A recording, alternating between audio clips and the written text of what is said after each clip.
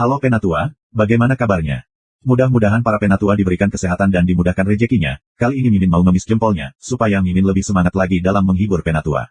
Sebelum kita masuk ke ceritanya, sedikit informasi. Bagi Penatua yang ingin support Mimin, silahkan Penatua bisa langsung mengunjungi Saweria. Untuk linknya ada di deskripsi, selamat mendengarkan. Bab 271, kalian bertiga sangat bodoh.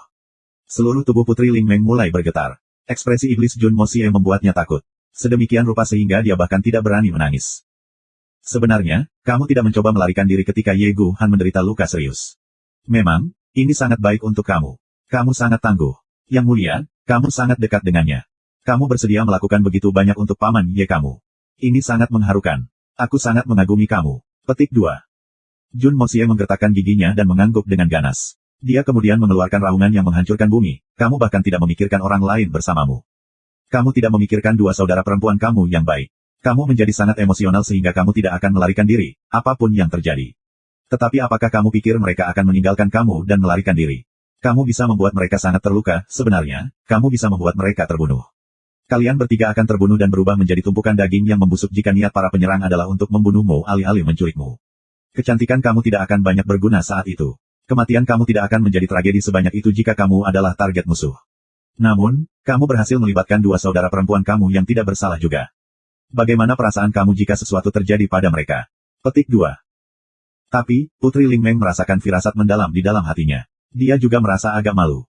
Karenanya, dia tidak berani menatap mata Jun Moxie. Selain itu, dia bahkan tidak berani melihat saudara perempuannya yang berdiri di sampingnya. Tapi apa? Suara dan ekspresi Jun Moxie sangat keras, namun, dan ketika Ye Gu Han terbaring di tanah. Di ambang kematian. Apa yang terjadi di kepala kamu? Ini adalah bagian dari logika yang kacau.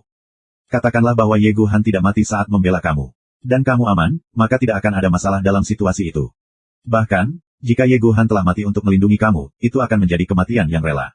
Tapi dia mempertaruhkan nyawanya untuk perlindunganmu, pelarianmu adalah harga hidupnya. Tetapi bukan saja kamu tidak melarikan diri. Kamu tetap tidak bergerak. Kamu akan membuat kematiannya sama sekali tidak berarti. Itu tidak akan sia-sia. Dia akan menukar hidupnya untuk memberi kamu kesempatan untuk melarikan diri. Tapi dia akan mati karena ketidakpuasan karena kamu. Wanita bodoh. Tapi bagaimana kamu bisa mengerti? Kepalamu penuh dadih. Hah, kamu bodoh. Dan tak tertolong. Kamu percaya bahwa otak kamu tidak seburuk itu. Dan kamu bahkan membanggakan kecerdasan kamu. Kamu merasa bahwa kamu adalah sesuatu yang aku seharusnya tidak memandang rendah. Dia merasakan kegembiraan dan rasa prestasi dalam menindasnya. Ini wajar saja karena sang putri sebelumnya mengabaikan dan meremehkan keberadaannya. Dan kamu, dia menunjuk Dugu Xiaoyi, pisau yang kuberikan padamu, apakah kamu merasa mengikatnya di lenganmu sangat lucu? Mengapa kamu tidak mengikatnya di dalam selangkangan celanamu? Apakah kamu tidak tahu bahwa undang-undang knife cocok untuk kamu? Dan menggunakannya dengan pisau ini dapat memberikan hasil yang sangat baik. Tapi bagaimana cara mengikatnya ke lengan kamu dari penggunaan apapun? Apakah kepalamu ditendang oleh keledai? Petik 2. Jun Moxie terengah-engah, tetapi dia terus memarahi, mengapa kamu enggan melakukannya? Apalagi yang kamu rencanakan dengan itu? Ini pisau. Untuk apa ini digunakan? Pisau tidak digunakan sebagai ornamen, mereka juga tidak digunakan sebagai dekorasi. Pisau digunakan untuk memotong orang, untuk memotong musuh dan membunuh. Apa yang akan kamu capai dengan mengikatnya di lengan kamu? Aku memalsunya dengan banyak usaha. Tidakkah kamu menebak bahwa keringat dan bau sehari-hari kamu dapat merusak pisau ini karena kamu mengikat lengan kamu? Apakah kamu tahu berapa banyak upaya mental dan fisik, waktu, dan energi yang aku perlukan untuk menempa pisau yang indah ini? Sayang sekali. Bodoh. Kamu juga sangat bodoh. Jika kepalanya penuh dadih, kepalamu pasti dibanjiri air. Seseorang harus menyingkirkan omong kosong itu dari kepalamu. Jun Moxie menunjuk Dugu Xiaoyi. Dia hampir tergagap di wajahnya. Wajah Dugu Xiaoyi menjadi pucat saat dia berusaha menghindari ludahnya. Apalagi tujuan mereka, bukan kamu. Putri Ling Meng tidak mau melarikan diri. Tapi kalian berdua tidak bergegas untuk mencari bala bantuan. Kamu hanya dengan bodoh melihat sampai musuh tiba. Musuh adalah ahli Sky Swan. Apakah kamu mengerti apa itu Sky Swan? Kamu seperti pengemis yang menyatakan niat mereka untuk memberontak melawan raja, itulah tepatnya apa yang kamu hadapi di depan mereka. Musuh bisa merobek tubuh lemah kamu dengan ujung jari mereka. Mereka bisa menghancurkan kalian menjadi berkeping-keping dengan menekan jari mereka. Tidak, bahkan satupun bagian tubuh kamu tidak akan tersisa. Kamu seperti semut yang mencoba mengguncang pohon. Satu-satunya pujian yang bisa aku berikan kepada kalian berdua adalah untuk menghina musuh setinggi Sky Swan itu dengan tindakanmu. Petik 2. Kamu wanita bodoh kedua dari geng ini. Jun Moxie menarik napas panjang saat dia membuat kesimpulan. Dan kamu pikir kamu sangat pintar, kan? Jun Moxie juga tidak akan membiarkan Sun Xiaomei pergi. Mereka tidak mengerti. Tetapi apakah kamu juga bodoh? Kamu juga tidak bisa mendapatkannya. Apakah kamu sadar bahwa kamu seharusnya melarikan diri? Dan tidak menikmati pemandangan jalan? Apakah kamu seharusnya melarikan diri untuk hidup kamu? Dan rute pelarian bodoh yang kamu pilih adalah sesuatu yang hanya akan dipilih oleh orang yang tidak berotak. Kamu tidak akan menemukan banyak jalan berliku di depan. Tapi ada rumah di kedua sisi jalan. Dan akan ada banyak yang pintu depannya akan terhubung ke pintu belakang. Itu akan membawa kamu ke gang di belakang. Itu akan lebih aman, bukan? Namun tanpa disangka-sangka, kamu dengan terburu-buru berlari ke jalan utama. Apakah kamu pikir kecepatan kamu lebih cepat daripada ahli Sky Swan? Aku tahu penampilanmu tidak bagus. Karena itu, kamu berperilaku dengan cara yang tidak konvensional. Kamu melihat masalah. Kamu melihat orang, dan kamu melihat masalah dengan cara yang tajam. Karenanya, kamu sangat sombong dalam hal ini. Tapi harga dirimu layak kentut. Bagaimana ini bermanfaat? Kamu tidak pernah melihat diri sendiri. Kamu hanya meneliti orang lain, dan sebagian besar itu palsu juga. Apakah kamu punya otak? Xiao Yi tidak terlalu logis mengenai hal-hal seperti itu dan pikiran Putri Ling Meng sangat berlumpur. Kamu adalah satu-satunya individu yang dipimpin dengan jelas di sana. Jadi, tidak bisakah kamu hanya menghancurkan Putri dan kemudian pergi bersamanya? Aku yakin bahwa kamu dapat melarikan diri dengan mudah jika kamu telah menyingkirkan wanita bodoh itu sejak awal. Dan bahkan Ye Guhan bisa melarikan diri jika kamu mau melakukannya. Katakan pada aku, apakah aku benar atau salah? Jangan pernah berpikir kamu bisa memahami orang lain tanpa memahami dirimu sendiri terlebih dahulu. Jun Moxie memukul meja. Dan jangan dengan cara apapun berpikir bahwa kamu sangat pintar sehingga kamu dapat memahami niat semua orang. Kamu pikir kamu bisa memahami psikologi pria dan kelemahan wanita. Biarkan aku memberitahu kamu, pikiran pria dan wanita adalah milik mereka sendiri, dan tidak ada yang ingin orang lain mengendalikan mereka. Jangan pernah menimbang kepribadian orang lain dengan kebijaksanaan menyedihkan kamu. Lagi pula sepertinya kamu masih sangat kurang. Bahkan, acak kecil dapat cukup berbahaya untuk membunuh seseorang. Dan apa yang terjadi pada Ye Guhan adalah contoh yang bagus tentang itu. Tidak apa-apa menjadi bodoh sendiri. Namun, kamu tidak boleh melibatkan orang lain di dalamnya. Terutama mereka yang dekat denganmu. Jun Moxie meraung. Kemudian, Jun Moxie berhenti menghujani. Ludahnya ada di mana-mana. Padahal, hatinya puas. Dia telah pergi memarahi seorang putri dan putri-putri keluarga besar seperti dia sedang mengajari cucunya. Tapi, sepertinya kamu baru saja mengatakan itu.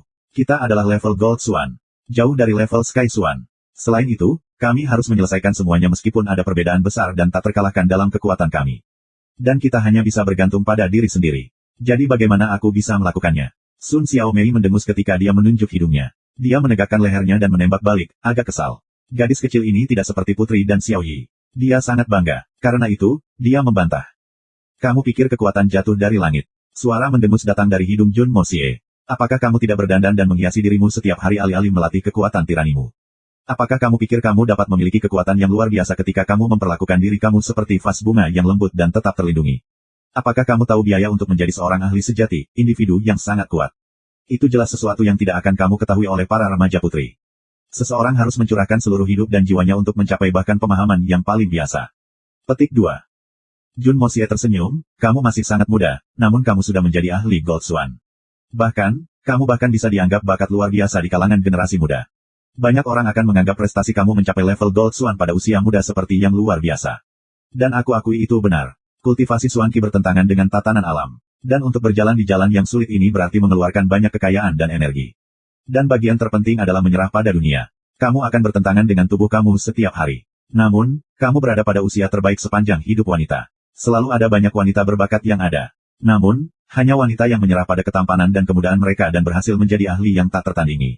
Mereka sedikit dan jauh di antara tahun-tahun ini, dari zaman kuno hingga sekarang. Aku mengatakan hal-hal ini untuk memastikan bahwa kamu tidak melakukan kesalahan bodoh seperti yang kamu lakukan hari ini. Kekuatanmu lemah. Dan aku yakin bahwa insiden seperti hari ini akan terjadi lagi. Tapi aku yakin tidak ada yang mau pengorbanan Ye Guhan menjadi tidak berharga. Apakah kamu mengerti kata-kata aku? Petik 2. Jun Moxie bersenandung untuk sementara waktu. Dia telah kehilangan minat dalam melampiaskan perasaannya. Jun Moxie berjalan ke kursi dan bersandar ke kursi itu. Lalu, dia menutup matanya. Dia kemudian berkata dengan tidak sabar, jangan membantah kebenaran yang aku katakan kepada kamu. Percuma saja, mungkin ada gunanya jika kamu yakin bahwa kamu dapat menggunakan logika omong kosong itu untuk meyakinkan musuh. Jika tidak, maka diamlah. Tuan muda ini telah bekerja keras terlalu lama, dia perlu istirahat. Petik 2. Ketiga wanita itu memerah karena marah pada awalnya. Kemudian, mereka menyadari bahwa kata-kata Jun Moxie sangat masuk akal meskipun mereka sangat sulit didengar. Mereka tidak bisa membantu tetapi menggantung kepala dan merenungkan kata-katanya. Dugu Xiao Yi memocok mulutnya dan berbalik. Dia kemudian mendengus dan memberikan tatapan congkak. Dia mengerutkan hidungnya dan bergumam, kamu sangat tidak masuk akal. Setiap kali aku merasa kesal, aku mengeluarkan pisau itu. Rasanya seperti aku melihat kamu. Petik 2. Lalu tiba-tiba, mereka mendengar suara langkah kaki keras datang dari luar. Pada awalnya, sepertinya monster seukuran gajah dengan liar menghentak ke arah mereka. Kecepatan kemajuannya menakutkan. Itu tidak cepat-cepat, itu cepat lambat. Ketiga wanita itu saling memandang. Mereka terkesiap. Kemudian, mereka mendengar suara memanggil dari luar, "Aku katakan Tuan Muda. Kamu sengaja membuat aku berlari dengan kaki aku yang patah. Kasihan aku. Aku harus berkeringat sekitar 5 kilogram dalam perjalanan ini. Apa yang begitu penting sehingga kamu menuntut obat-obatan ini begitu mendesak? Selain itu, mengapa aku harus membawa mereka secara pribadi? Aku berhak mendapatkan hadiah khusus untuk ini. Mari kita pergi ke Spirit Folk Lake sore ini." Cih, cuh. Pikirkan saja wanita-wanita yang halus dan lembut itu, saudaraku. Mulutku jorok memikirkan mereka. Aku ingin mencari beberapa dari mereka, dan kemudian aku akan mencoba kamu. Jika kamu tidak membayar untuk itu, kamu tidak, tetapi itu tipuan. Memang, Tuan Muda adalah seorang jenius sejati. Adik kecil ini mengagumi kamu, dia membungkuk di depanmu. Petik 2. Tak perlu dikatakan siapa pendatang baru itu. Warna wajah para wanita di dalam ruangan berubah menjadi warna dasar ketel. Itu gelap dan menakutkan. Wajah ketiga wanita itu menunjukkan niat yang sama bersamaan, pembunuhan. Itu adalah niat yang sangat menindas. Tuan Muda keluarga Tang menyeret perut besarnya ke ambang pintu ketika dia terengah-engah. Itu disertai dengan suara keluhan dan pujian. Dia kemudian mengeluarkan gas dengan sangat keras. Dia hampir tidak bisa mengangkat perutnya dengan tangan ketika dia akhirnya melangkah masuk. Tiba-tiba, dia terkejut melihat ketiga wanita muda itu menatapnya dengan ganas. Dia menelan seteguk air liur, dan membiarkan perutnya pergi. Kemudian, dia melihat sekeliling tempat itu dengan cara yang terganggu dan mengeluarkan teriakan darah yang mengental. Ah! Petik 2. Dia melepaskan obat-obatan, dan menumpahkannya di tanah. Kemudian, dia dengan cepat berlari dan pergi. Bab 272, Tuan Berdarah Dingin. Ketiga wanita itu setuju untuk menangkap Fatih Tang dan dengan cepat merekamnya. Kecepatan Tang Yuan bukan tandingan ketiga wanita itu. Sun Xiaomei mencengkeram telinganya dan menariknya kembali. Fatih Tang terus memohon belas kasihan saat ia mengalami penganiayaan. "Baiklah, Fatih Tang. Kamu mencoba membujuk Tuan Muda Jun untuk pergi ke tempat yang ditinggalkan itu bersama kamu. Aku akan mencabut lemak itu dari tubuh kamu hari ini. Beraninya kau menyebut gadis-gadis itu." Petik 2. Sun Xiaomei memimpin ketika ketiga wanita itu mulai menghujani Fatih Tang. Mereka bahkan menginjaknya, tepat di depan Jun Moxie. Masing-masing dari mereka telah mengumpulkan perut amarah. Fatih kemudian tiba di saat genting. Dia praktis adalah karung tinju siap pakai bagi mereka untuk melampiaskan amarah mereka. Itu akan sia-sia jika mereka tidak menggunakannya untuk tujuan yang ditentukan. Terutama ketika mereka bahkan memiliki alasan yang adil dan masuk akal untuk mengeksploitasi. Air mata dan ingus mengalir di wajah gemuknya, tubuhnya yang gemuk, wajahnya yang gemuk dan tangannya yang gemuk. Dia kehilangan hitungan berapa kali dia dipukul. Dan wajahnya berubah dari putih menjadi hijau, menjadi ungu dan kemudian hitam dalam sekejap. Dia mengeluarkan teriakan yang menghancurkan bumi. Fatih tanpa henti meminta Jun Moxie untuk mengasihani dia dan menyelamatkan adik lelakinya dari kuali api. Namun, dia tidak menerima balasan. Meluruskan Fatih Tang, tampaknya membutuhkan banyak upaya. Ketiga wanita itu terengah-engah.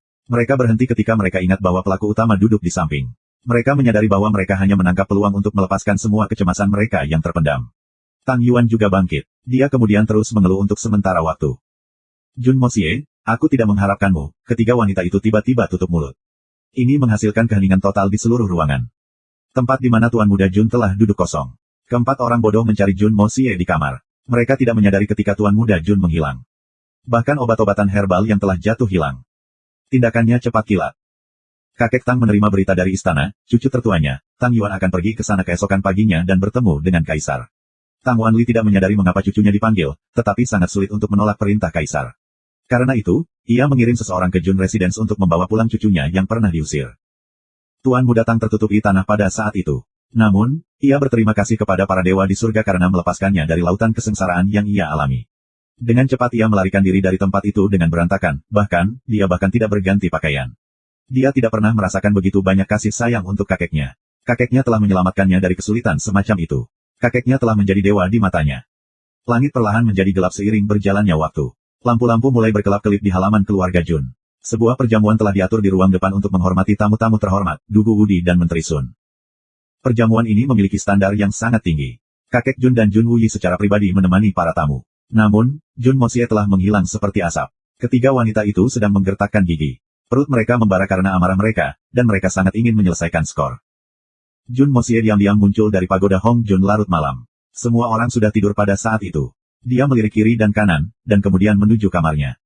"Ini lelucon. Aku tidak bersembunyi dari ketiga gadis konyol itu.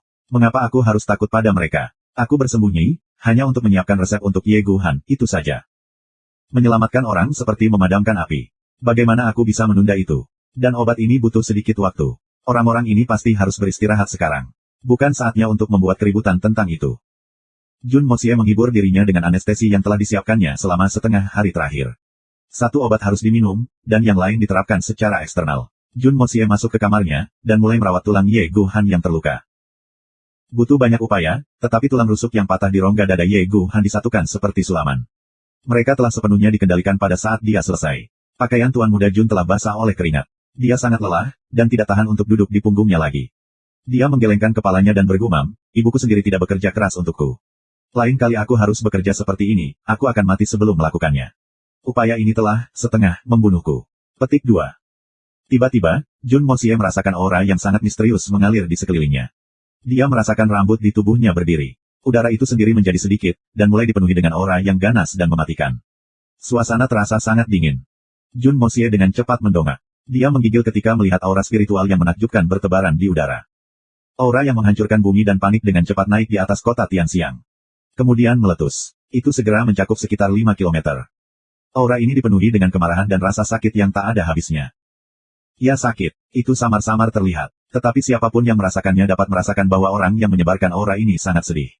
Ini adalah perasaan yang sangat tulus. Jun Moxie dapat mengkonfirmasi bahwa orang yang mengeluarkan aura adalah ahli tingkat atas, dan telah melampaui semua kompetisi. Namun, Hitman Jun menganggap pria ini sebagai yang kedua bagi dirinya. Namun, pria ini tampak lebih kuat daripada Solkon Falcon dan si Chang Xiao. Orang yang sangat kuat telah jatuh ke dalam kemarahan dan kesedihan yang ekstrim. Jun Moxie dengan gugup mulai merenung. Dia tidak tahu apa yang sedang terjadi. Tiba-tiba, suara gemuruh dan dingin bergema di langit, dan memecah kesunyian malam. Itu kemudian bergulir di seluruh kota seperti tsunami. Solitary Falcon. Wen Changyu, datang dan hadapi aku dua bajingan. Petik 2. Tiba-tiba, tangisan panjang, sunyi dan marah terdengar dari langit. Dan itu mengejutkan semua orang. Banyak rakyat jelata tinggal di ibu kota di bawah. Namun, suara yang menggema sepertinya tidak memiliki kekhawatiran. Selain itu, tidak perlu ada keraguan malam ini. Oleh karena itu, orang itu berteriak keras-keras dengan menempatkan aura misterius seluruh tubuhnya ke dalam sirkulasi. Cara panggilan yang mengesankan itu cukup-cukup untuk mengejutkan semua makhluk di tanah di bawah langit ini. Lolongan panjang terus bergema, sepertinya auman naga. Ini mengguncang tanah sekitarnya saat Tianxiang City bergema dengannya. Terus berlama-lama, meskipun tidak lama, suara itu tampak tidak tergesa-gesa namun bumi hancur. Sepertinya sungai telah surut ke belakang, dan banyak orang yang berlayar itu menderu serempak. Semua orang terbangun dari tidurnya. Bahkan mereka yang tidur nyenyak pun tidak terkecuali. Tidak ada yang bisa mendengar apapun karena telinga mereka penuh dengan suara gema itu. Seorang pria berpakaian hitam tipis berdiri di atap Magnificent Jewel Hall. Suara gemuruhnya penuh kesedihan dan kemarahan. Dan aura pembunuh yang kuat, destruktif, dan tirani. Kamu punya nyali untuk membunuh murid-muridku, apakah kamu tidak punya nyali untuk menghadapiku? Solitaire Falcon, Wen Changyu, apakah kamu sudah mati? Jangan berani-berani bertingkah seperti pengecut. Lelaki berpakaian hitam itu mengeluarkan tangisan yang lebih kuat kali ini. Banyak orang yang berada di dekatnya menjadi tunarungu setelah mereka mendengar deru ini. Telinga mereka berlumuran darah dalam sekejap. Sepertinya telinga mereka pecah karena suara keras ini. Dua raungan khas terdengar, satu dari istana kekaisaran, dan yang lainnya dari kediaman Jun. Ketiga raungan itu bergema di langit, dan saling bertabrakan. Tiba-tiba, tekanan raungan sebelumnya mulai menenangkan. Bang! Sosok seperti burung besar muncul di halaman kecil Jun Wuyi dan tiba-tiba terbang. Terdengar raungan nyaring dan tak berujung saat melonjak ke atas. Dia naik lebih dari 30 meter di langit, dan kemudian berputar di langit seperti elang yang naik ke tingkat ke-9 surga. Kemudian, dia berbalik ke arah Magnificent Jewel Hall dan terbang ke sana. Tuan berdarah dingin Lei Wubei. Kamu akhirnya tiba, bocah. Aku sudah menunggumu sebentar. Solitary Falcon tertawa keras ketika dia terbang seperti meteor. Aku melihat bahwa binatang berdarah dingin ini telah tiba. Tetapi mengapa master tingkat kelima dari 8 master tertinggi datang ke sini? Petik 2. Raungan tanpa gangguan lainnya juga bisa terdengar. Itu beresonansi dari Istana Kekaisaran, Lei Senior dan Falcon Senior, kamu sudah sampai. Adikmu Wen Changyu menyambut kamu berdua. Petik 2. Wen Changyu adalah Tuan Wen dari Istana Kekaisaran. Suaranya sangat tidak normal, itu sangat lembut dan sepertinya tidak tergesa-gesa. Tampaknya itu dipancarkan tanpa upaya apapun. Namun, suaranya yang lembut entah bagaimana mampu bersaing dengan suara keras dari kedua seniornya. Itu jelas terdengar dan tampaknya tidak ditundukkan oleh mereka. Jelas bahwa Wen tidak sekuat kedua master, tetapi dia pasti dekat dengan mereka dalam hal level suanya. Ketiga pria itu berdiri di atap Magnificent Jewel Hall. Bintang-bintang yang tak terhitung berkilauan di langit di atas mereka. Angin menjerit melalui jalan-jalan yang saling bersilangan di antara rumah-rumah. Jubah ketiga pria itu berkibar dengan keras di angin. Sepertinya dewa dari tingkat ke-9 surga turun ke dunia fana. Anehnya, Tuan berdarah dingin, Lei Wubei, secara pribadi telah tiba. Itu pemandangan untuk dilihat. Orang tua ini memiliki 10 murid secara total. 4 dari mereka sudah mati, 3 dari mereka dinonaktifkan karena tidak dapat disembuhkan. Dan sisanya telah terluka, dan belum pulih. Orang tua itu menjadi marah karena dia melihat ini. Itu akan menjadi tawaran yang bagus jika mereka membunuh target imperial mereka. Tetapi mereka tidak. Karena itu, dia bergegas untuk melihat semuanya. Kit Menjun tahu bahwa Lei Wubei adalah seorang master berdarah dingin yang tiada taranya. Namun, Jun Moxie tidak merasakan ketakutan di hatinya ketika dia mendengar suaranya. Sebaliknya, ia dengan cepat mengaktifkan pelarian Yin Yang dan mengekor di belakang Solitary Falcon. Bahkan, dia mengikutinya agak dekat, dia tidak mundur satu langkah pun. Jun Wuyi berjalan ke kamar Jun Moxie dengan susah payah. Jubah birunya berkibar tertiup angin. Namun, dia hanya menemukan Ye Gu Han di sana. Tidak ada orang lain di ruangan itu. Jun Wuyi tidak bisa menahan senyum. Metode keponakannya pasti melampaui surga. Namun, keberaniannya sama mengesankannya. Tinggi badan Lei Wubei tinggi. Langit belum menyala, dan permulaannya masih berkilauan. Sebaliknya, bumi benar-benar gelap. Namun, mata Lei Wubei bersinar melalui kegelapan itu dengan cahaya yang dingin dan tanpa ampun. Tetapi jika seseorang akan memeriksanya dengan cermat, mereka akan melihat bahwa matanya penuh dengan kesedihan yang tak tertahankan. Dia memiliki reputasi sebagai tuan berdarah dingin. Namun, 3 dari 10 muridnya cacat permanen, sementara 4 lainnya terbunuh. Ini adalah pukulan besar bagi ahli berdarah dingin yang kuat. Dan itu adalah sesuatu yang tidak bisa dimaafkannya. Mungkin tidak ada yang bisa memaafkan ini. Lei Wubei telah melatih 10 ahli Sky Swan secara bersamaan. Itu dianggap pencapaian yang luar biasa. Selain itu adalah sesuatu yang tidak bisa dibanggakan oleh Great Master lainnya. Namun, ia kehilangan 2/3 dari 10 murid aslinya dalam waktu 1 bulan. Bahkan jika kultivasi mereka tidak di tingkat Sky Swan, dia tidak akan bisa berdamai dengannya. Tuan Muda Jun dengan cermat mengikuti di belakang Solitary Falcon. Namun, dia tidak berminat untuk memahami kesedihan dan kemarahan Lei Wubei. Tapi, dia mendapati dirinya menyaksikan fenomena yang sangat menarik. Atau mungkin itu bisa disebut perasaan yang luar biasa. Selain itu, ini adalah sesuatu yang dia perhatikan setiap kali dia bertemu dengan para ahli top dunia ini. Si Chang Xiao, Solcon Falcon, Lei Wubei, Guru Kekaisaran Yutang Empire, Fei Menchen, 3 penatua Spirit Swan dari Silver Kota Blizzard, Tuan Wen, dan bahkan 2 Raja Buas dari hutan Tianfa. Meskipun itu tidak terlalu jelas bagi Tuan Wen. Tetapi melihat orang-orang dari kekuatan Solitary Falcon dan seterusnya, dapat diperhatikan bahwa para ahli tertinggi ini memiliki satu karakteristik yang umum di antara mereka. Mereka semua kesepian. Bab 273, Amarah Mahaguru. Betul, kesepian. Tampaknya dimanapun mereka berdiri dan tidak peduli berapa banyak orang yang telah mereka berdiri di samping mereka, mereka selalu sangat kesepian. Mereka tidak cocok dengan lingkungan mereka. Tampaknya mereka sendirian dalam lingkup langit dan bumi yang tak terbatas ini. Kesepian seperti itu memang heroik. Namun, ada perasaan kesedihan untuk itu. Apakah ini harga yang harus dibayar untuk menjadi tuan yang tiada taraf? Atau apakah ini yang mereka sebut kesepian di puncak? Jika seseorang mencapai level mereka, apakah dia juga akan kesepian seperti mereka? Namun, aku yakin bahwa jika aku berbicara tentang kesepian, aku telah mencapai ketinggian yang lebih tinggi daripada mereka. Jun Moxie mendengus dingin. Aku tidak bisa membandingkan denganmu dalam hal kekuatan, tapi aku jauh lebih kesepian daripada kamu. Jun Moxie merenung dalam-dalam untuk sementara waktu. Lalu, dia tiba-tiba melihat beberapa bayangan.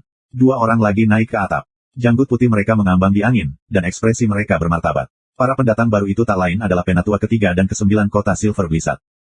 Kedua senior menghormati kita dengan kehadiran mereka. Sangat menyenangkan memiliki penatua Brother Wen di perusahaan kami. Silver Blizzard City aku benar-benar merasa terhormat. Mengapa kita semua tidak turun dan minum teh?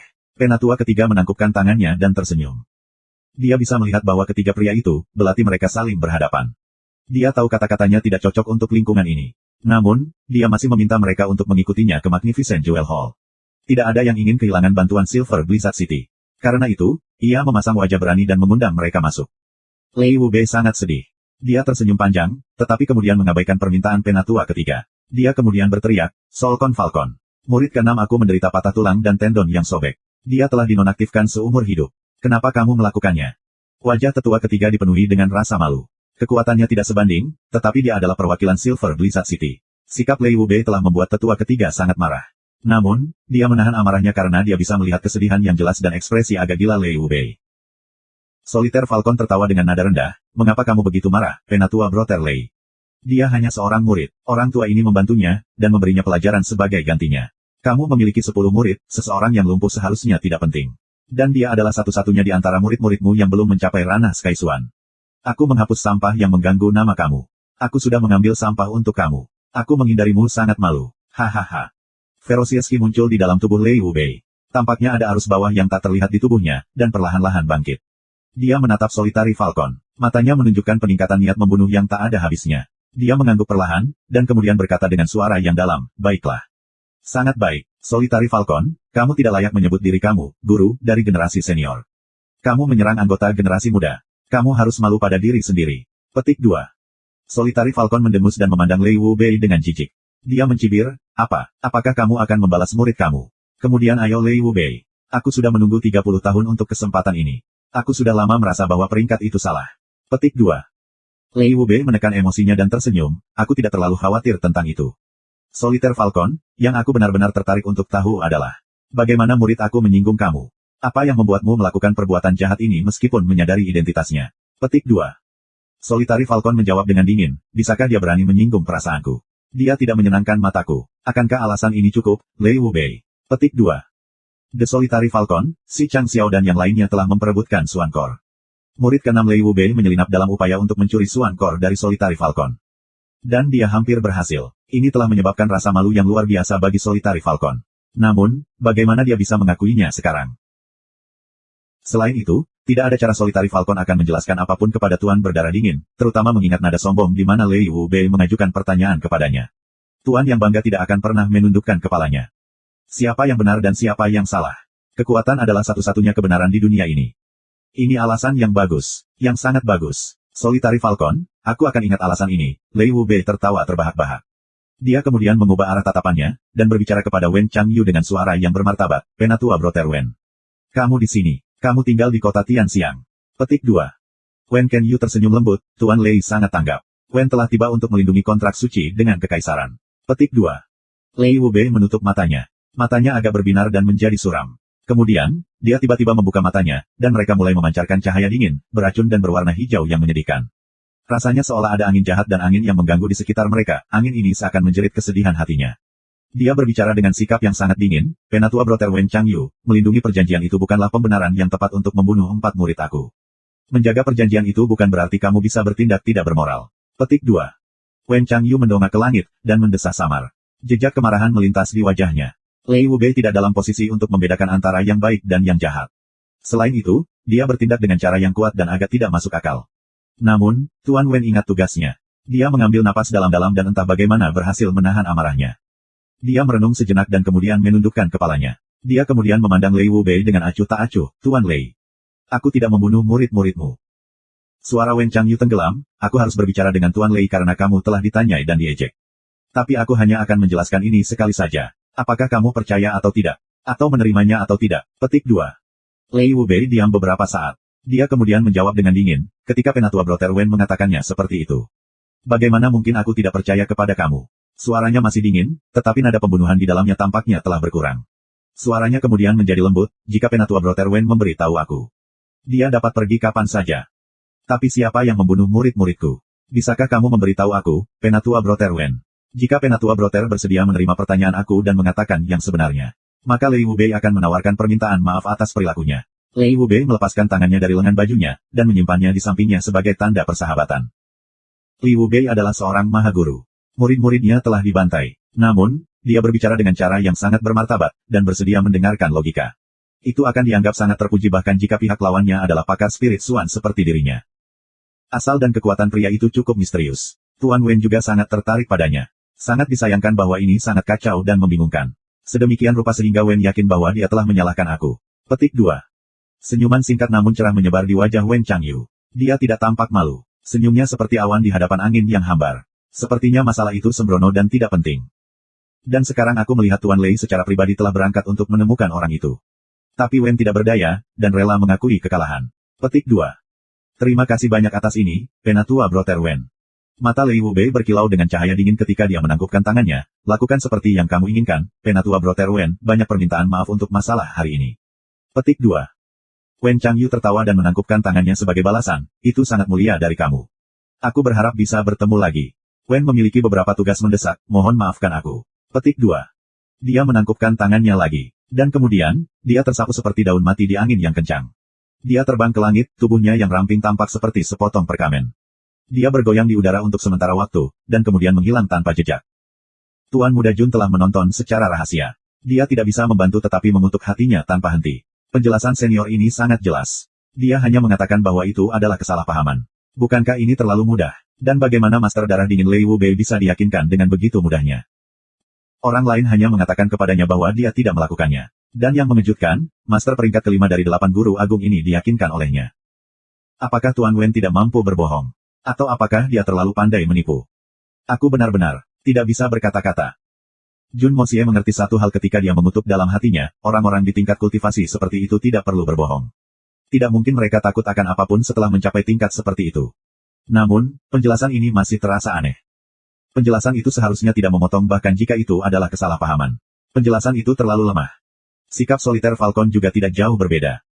Lei Wubei benar-benar percaya penjelasan Wen Changyu. Selain itu, sikap guru berdarah dingin terhadapnya sama sekali berbeda. Sepertinya Lei Wubei tidak punya pilihan selain setuju dengan Wen Changyu bahkan jika dia tidak memberikan penjelasan yang tepat. Dan sepertinya ini ada hubungannya dengan identitas Wen Changyu.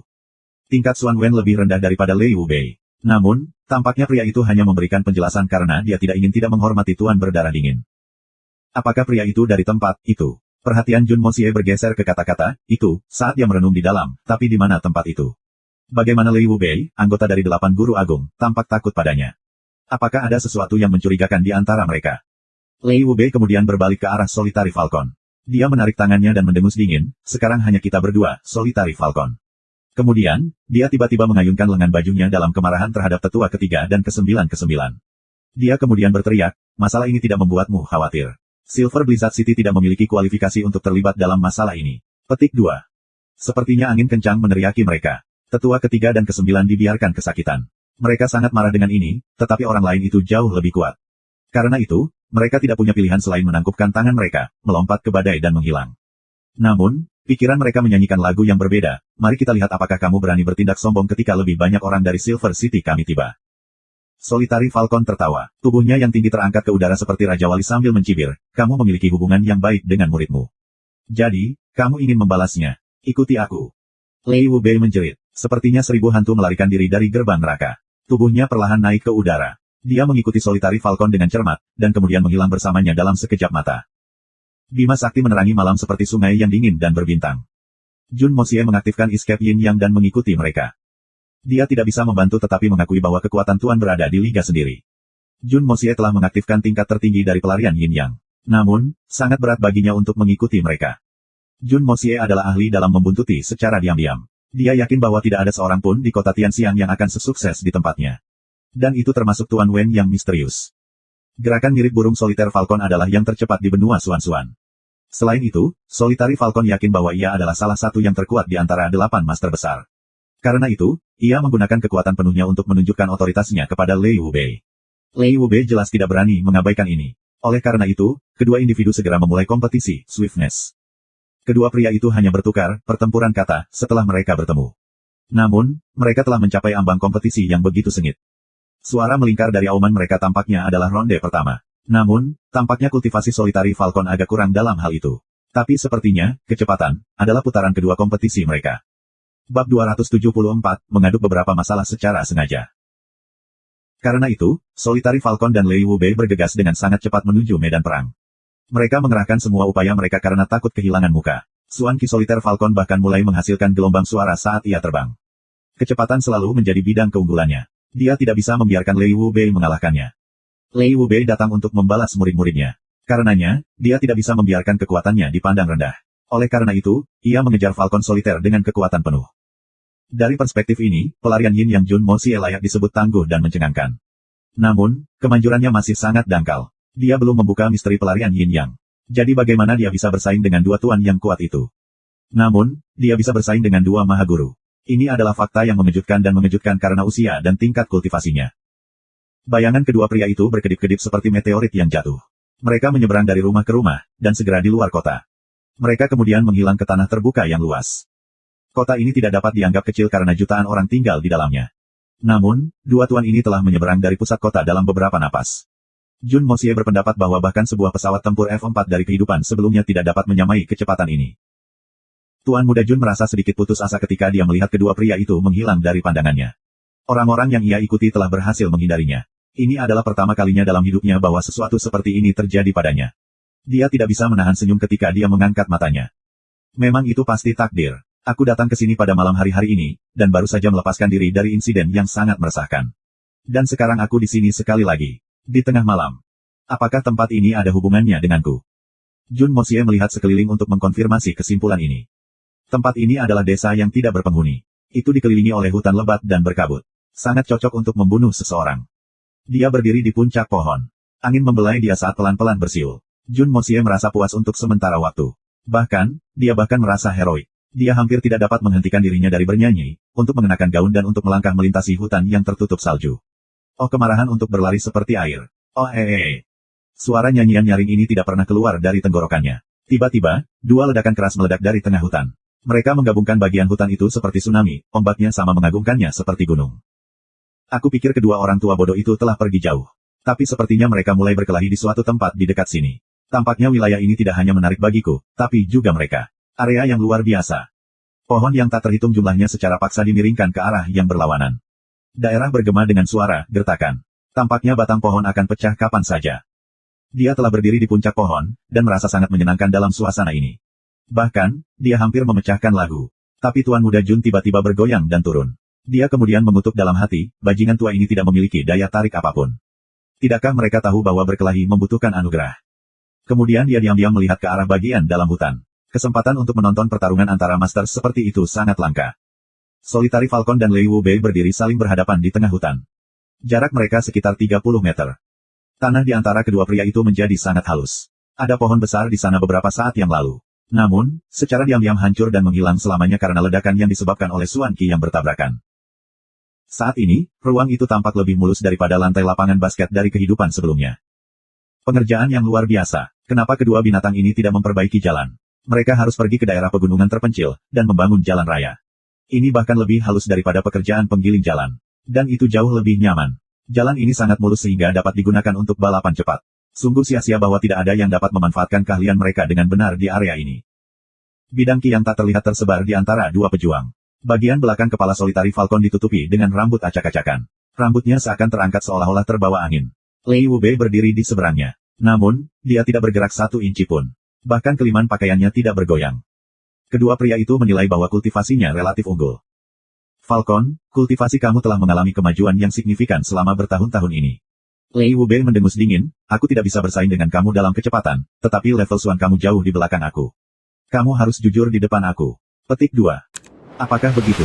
Belum tentu. Solitary Falcon tiba-tiba melompat tinggi dan melayang ke udara. Dia seperti pegas tekanan tinggi yang tiba-tiba pulih. Seluruh tubuhnya seperti lembing yang telah didorong langsung ke langit. Xuan Qi dari Master Solitary Falcon yang mengesankan itu agak kurang. Akan sulit baginya untuk melanjutkan jika dia mempertahankan posisinya. Selain itu, dia akan terlalu tak berdaya untuk menyelamatkan dirinya jika dia jatuh ke bidang Qi Lei Wubei. Oleh karena itu, Solitary Falcon telah membuat keputusan yang cepat dan terangkat. Dia telah menembus penghalang Qi Lei Wubei dalam prosesnya. The Solitary Falcon memegang posisi terakhir di antara 8 Great Masters. Xuan Qi-nya juga berada di level terendah di antara para master itu. Ini adalah fakta yang terkenal. Bahkan, dia mungkin tidak akan pantas mendapatkan gelar Tuan Besar jika dia dengan bodohnya melibatkan dirinya sendiri melawan salah satu yang lebih kuat. Masing-masing memiliki kekuatan sendiri, dan keunggulan terkuat dari Master Falcon bukanlah Xuan Qi yang kuat. Lompat tinggi ini telah melampaui batas asli Solitary Falcon. Dia telah melompat lebih dari 70 meter. Dia tampak seperti titik yang tidak jelas di langit malam. Lei Wubei mendengus dingin saat cahaya yang cemerlang melintas di matanya. Dia mulai berputar di jari kakinya, dan tubuhnya tiba-tiba menjadi mirip dengan gasing yang berputar. Lalu tiba-tiba, tornado mulai muncul di sekitarnya. Itu terdiri dari ki aneh yang benar-benar hitam mengkilap. Pohon-pohon di sekitarnya, rumput dan tanah mulai bergulung dengan tornado ini. Ketika jangkauannya semakin besar dan lebih besar, kekuatannya juga meningkat. Raungan tajam, dan pecah telinga menggema di langit. Raungan sedih dan melengking itu turun seperti kilat. Bang, bang, bang. Suara dentuman sonik bergema dari langit ketika Solitary Falcon mencapai batas kecepatannya. Gesekan antara tubuhnya, pakaiannya, dan suasananya menyewakan udara. Ini menimbulkan suara yang sangat keras. Solitary Falcon mengulurkan tangan kanannya ke cakar saat dia memindahkan kirinya ke bahunya. Pria itu sendiri turun dari langit, tetapi rambutnya yang panjang dan bersinar tegak lurus ke tanah. Solitary Falcon menyerupai dewa perang iblis ketika dia mengeluarkan panah menakutkan yang terbuat dari angin. Dia berteriak keras saat dia membiarkannya menuju Lei Wubei. Baik, ayo. Lei Wubei berteriak dingin. Tornado di sekelilingnya naik tajam dari tanah untuk bertemu dengan sosok hitam yang kuat di langit. Segera keduanya bertemu. Ini menghasilkan suara keras, peledakan. Dua kekuatan kuat menghilang dalam sekejap mata, mereka tidak meninggalkan jejak. The Solitary Falcon berdiri di depan Lei Wubei lagi. Cakarnya berubah dengan cara yang selalu berubah saat dia menyambar lawannya. Lei Wubei melolong tanpa ampun. Telapak tangannya ditutupi ki hitam. Dia menyambut serangan lawannya tanpa jejak rasa takut di matanya. Tangan kedua pria itu bentrok beberapa ratus kali dalam sekejap. Lalu, tiba-tiba terdengar bang yang keras. Tubuh Lei Wubei terbang menjauh, sementara Solitary Falcon terhuyung mundur karena mundur. Retret terbang ini telah menciptakan jarak lebih dari 30 meter antara keduanya. Telah terjadi ledakan hebat di tempat dua kekuatan ini berselisih. Keduanya dilemparkan ke dalam retret. Jun Moxie telah bersembunyi lebih dari 60 meter. Namun, gelombang setelah ledakan telah mencapai dirinya. Faktanya, pohon tempat dia berdiri telah patah di bawah pengaruh ledakan. Itu adalah ledakan besar dan mencengangkan. Kit Man Jun telah mengamati pertarungan yang menentukan antara dua master besar yang kuat ini dengan penuh minat. Selain itu, ini adalah petarung top dunia ini. Dan dia telah membandingkan mereka dengan yang dari kehidupan sebelumnya. Dia merasa bahwa dia bisa belajar banyak dengan mengamati dari sela-sela. Itu bisa membantunya menjadi lebih kuat. Dia baru saja menemukan tempat persembunyian lain ketika pohon itu pecah. Tapi, itu pecah menjadi lebih dari 10 potong. Jun Moxie tiba-tiba terlempar ke tanah. Dia jatuh dan berguling beberapa saat. Itu adalah insiden yang tiba-tiba, dan dia tidak punya cukup waktu untuk pulih. Selain itu, dia tidak bisa membantu tetapi mengeluarkan erangan rendah karena itu terjadi begitu tiba-tiba. Erangan ini memang sangat rendah volumenya. Namun, suara itu seperti guntur kedua master besar. Seseorang memata-matai mereka, dan mereka berdua sama sekali tidak menyadari kehadirannya. Kedua pria itu tidak bisa menahan diri untuk tidak berteriak serentak, siapa di sana? Keluar dan tunjukkan dirimu. Petik 2. Tuan Muda Jun tidak berani melakukannya. Dia menarik lehernya dan melarikan diri ke hutan. Dia pindah ke pohon lain ketika dia mempelajari pertarungan antara dua pria di benaknya. Dia bisa menentukan siapa pria yang relatif superior itu. Pertarungan baru saja dimulai, tetapi dia bisa melihat bahwa Solitary Falcon bukan tandingan Lei Wubei. Aku takut aku harus menderita jika dia kalah. Ini seperti pertarungan antara dua pria yang sangat kaya. Satu bertarung dengan 1 miliar, sementara yang lain bertarung dengan 1,5 miliar. Kedua pria ini kaya raya dari standar kekuatan dunia ini. Mereka sudah menghabiskan cukup banyak. Tetapi sebanyak yang mereka suka, mereka masih menyia-nyiakan uang mereka. Namun, satu dengan 1,5 miliar akan menang jika kedua belah pihak berjuang sampai akhir. Lagi pula, dia lebih baik. Namun, Falcon ada di pihakku. Apakah aku hanya melihat tanpa daya saat dia dipermalukan? Aku rasa aku akan memberi mereka sedikit masalah. Jun Moxie tiba-tiba memikirkan sebuah rencana. Dia mendengus dingin, suaranya penuh penghinaan. Dia kemudian pindah lagi. Kedua sosok itu tiba-tiba pindah ke tempat dari mana dia mengerang dalam sepersekian detik. Namun, pelarian Yin yang menakjubkan. Dia bisa bersembunyi tepat di depan mata kedua tuan. Dua Great Master secara menyeluruh mencari di daerah itu. Mereka saling memandang dengan cemas karena mereka tidak dapat menemukannya. Kedua pria itu sangat terkejut. Bagaimana seseorang bisa menyusup begitu dekat dengan mereka? Itu juga tepat di depan mata mereka. Level Suan pria ini sama sekali tidak berada di bawah level mereka. Level Suannya bahkan mungkin lebih tinggi dari level mereka. Siapa orang ini? Apa tujuannya? Saat itu, seseorang mendengus dingin. Sepertinya orang ini memandang rendah mereka. Siapa yang akan begitu sombong? Solitary Falcon tiba-tiba muncul dalam dirinya. Dia kemudian mengutuk, Lei Wubei, kamu sangat tidak tahu malu. Kamu datang dengan seorang penolong. Aku muak denganmu. Ini sikapmu. Namun kamu menyebut diri kamu salah satu dari 8 guru besar. Petik 2. Tutup mulutmu. Lei Wubei sangat marah, aku bisa berurusan denganmu sendiri. Mengapa aku membutuhkan pelayan? Ini sebuah lelucon. Pria ini penolongmu, kan? Falcon, berhentilah menangis if pencuri, saat Andalah yang akan melakukan perampokan. Aku akan memberi kamu pelajaran. Petik 2. Kedua pria itu saling mengutuk. Tapi mereka waspada dalam hati. Satu mungkin lebih unggul dari yang lain, tetapi keunggulannya sangat terbatas. Namun, lawan mereka masing-masing dapat dengan mudah mengubah gelombang demi dirinya sendiri jika pria itu memiliki seseorang dengan kekuatan yang layak sebagai ajudan. Karena itu, kedua pria itu dengan cepat muncul dengan pikiran untuk mengakhiri pertarungan saat itu juga. Bab 275, aku akan membalas dendam. Bahkan jika kamu memiliki seorang penolong, apa yang harus aku takuti? Elang terasing tertawa nakal. Dia mendengus ketika tangannya berubah menjadi cakar cerah seperti elang. Lei Wubei, kultivasi suanmu memang sedikit lebih baik daripada milikku. Dan aku akui ini. Namun, memenangkan pertempuran tidak hanya bergantung pada tingkat suanki. Tetapi ini adalah hari keberuntungan kamu hari ini karena aku akan mengajarkan kamu sebuah pelajaran penting. Orang tua ini telah datang dengan langkah luar biasa. Langkah aku akan membuat tuan besar kelima, makan kotoran. Haha. Tubuh soliter elang melaju dan menjadi sangat tidak menentu ketika dia tertawa. Tubuhnya tiba-tiba berbentuk burung iblis dan hantu. Seluruh wilayah di bawah cakrawala tampak memekik ketika cakarnya menyatu dalam bentuk silang. Langkah ini menimbulkan angin kencang.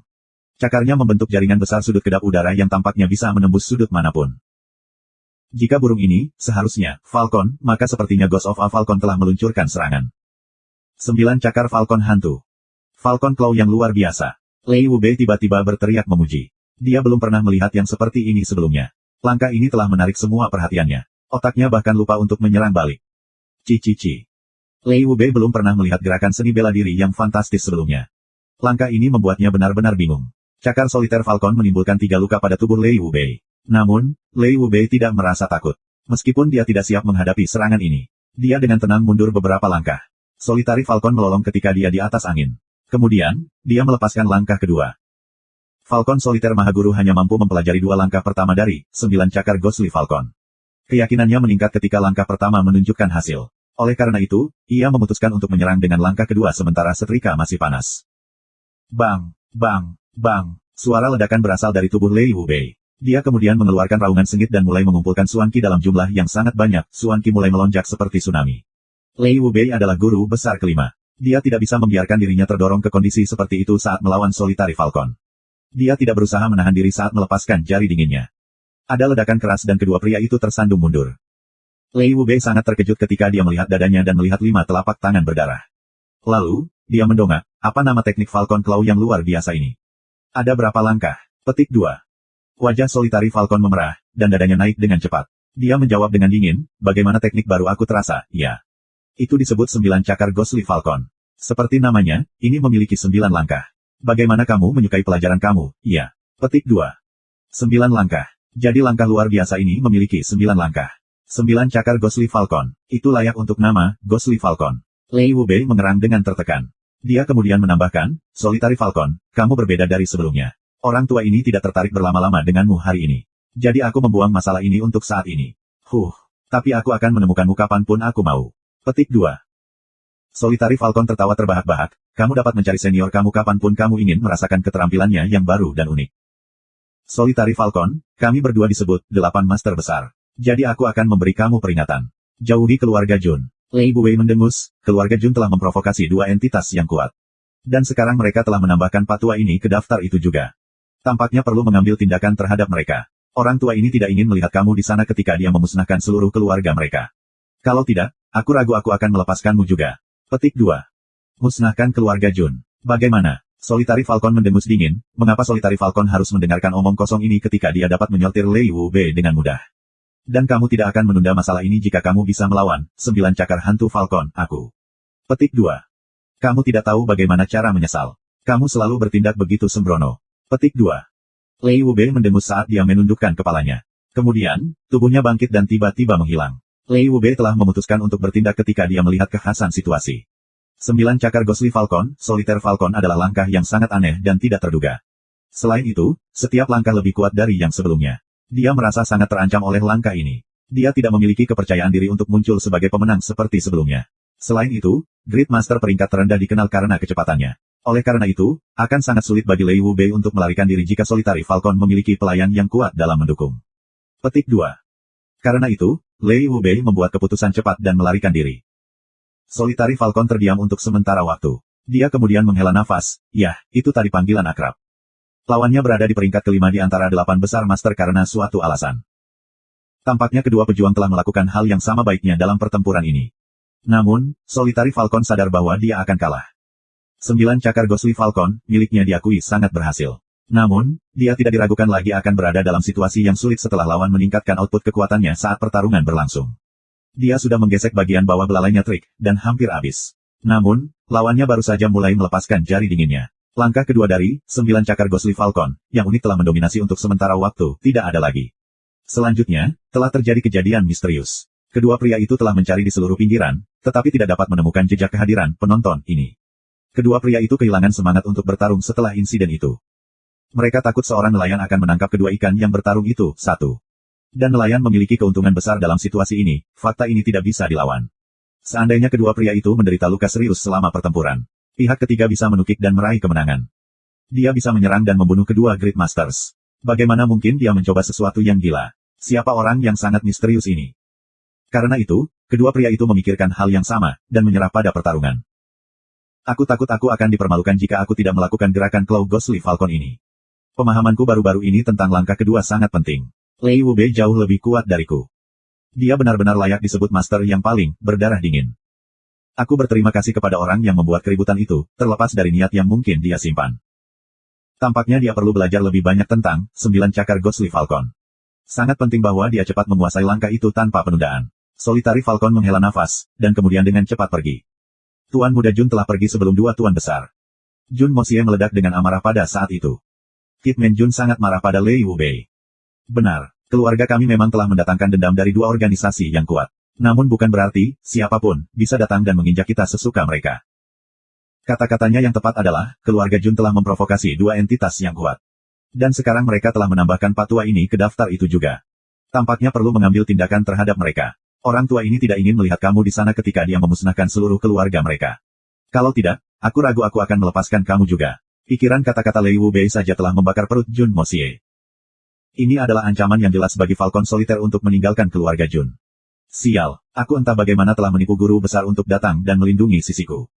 Jadi bagaimana jika kamu adalah guru agung kelima? Omong kosong, kamu hanyalah guru kelima, namun kamu berani menentang aku.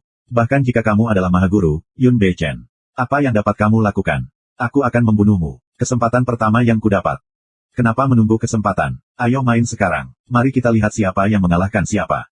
Jun Moxie penuh amarah, kebencian ekstrim telah menumpuk di ususnya. Sialan patua, kamu memiliki 10 peserta magang, dan 4 dari mereka sudah mati. Sepertinya itu belum cukup, aku tidak bisa memilah kamu untuk saat ini. Aku juga tidak dapat menangani sisa magang Sky Swan kamu. Namun, aku dapat membunuh murid kamu yang lumpuh. Kamu pikir itu akan sulit bagi aku?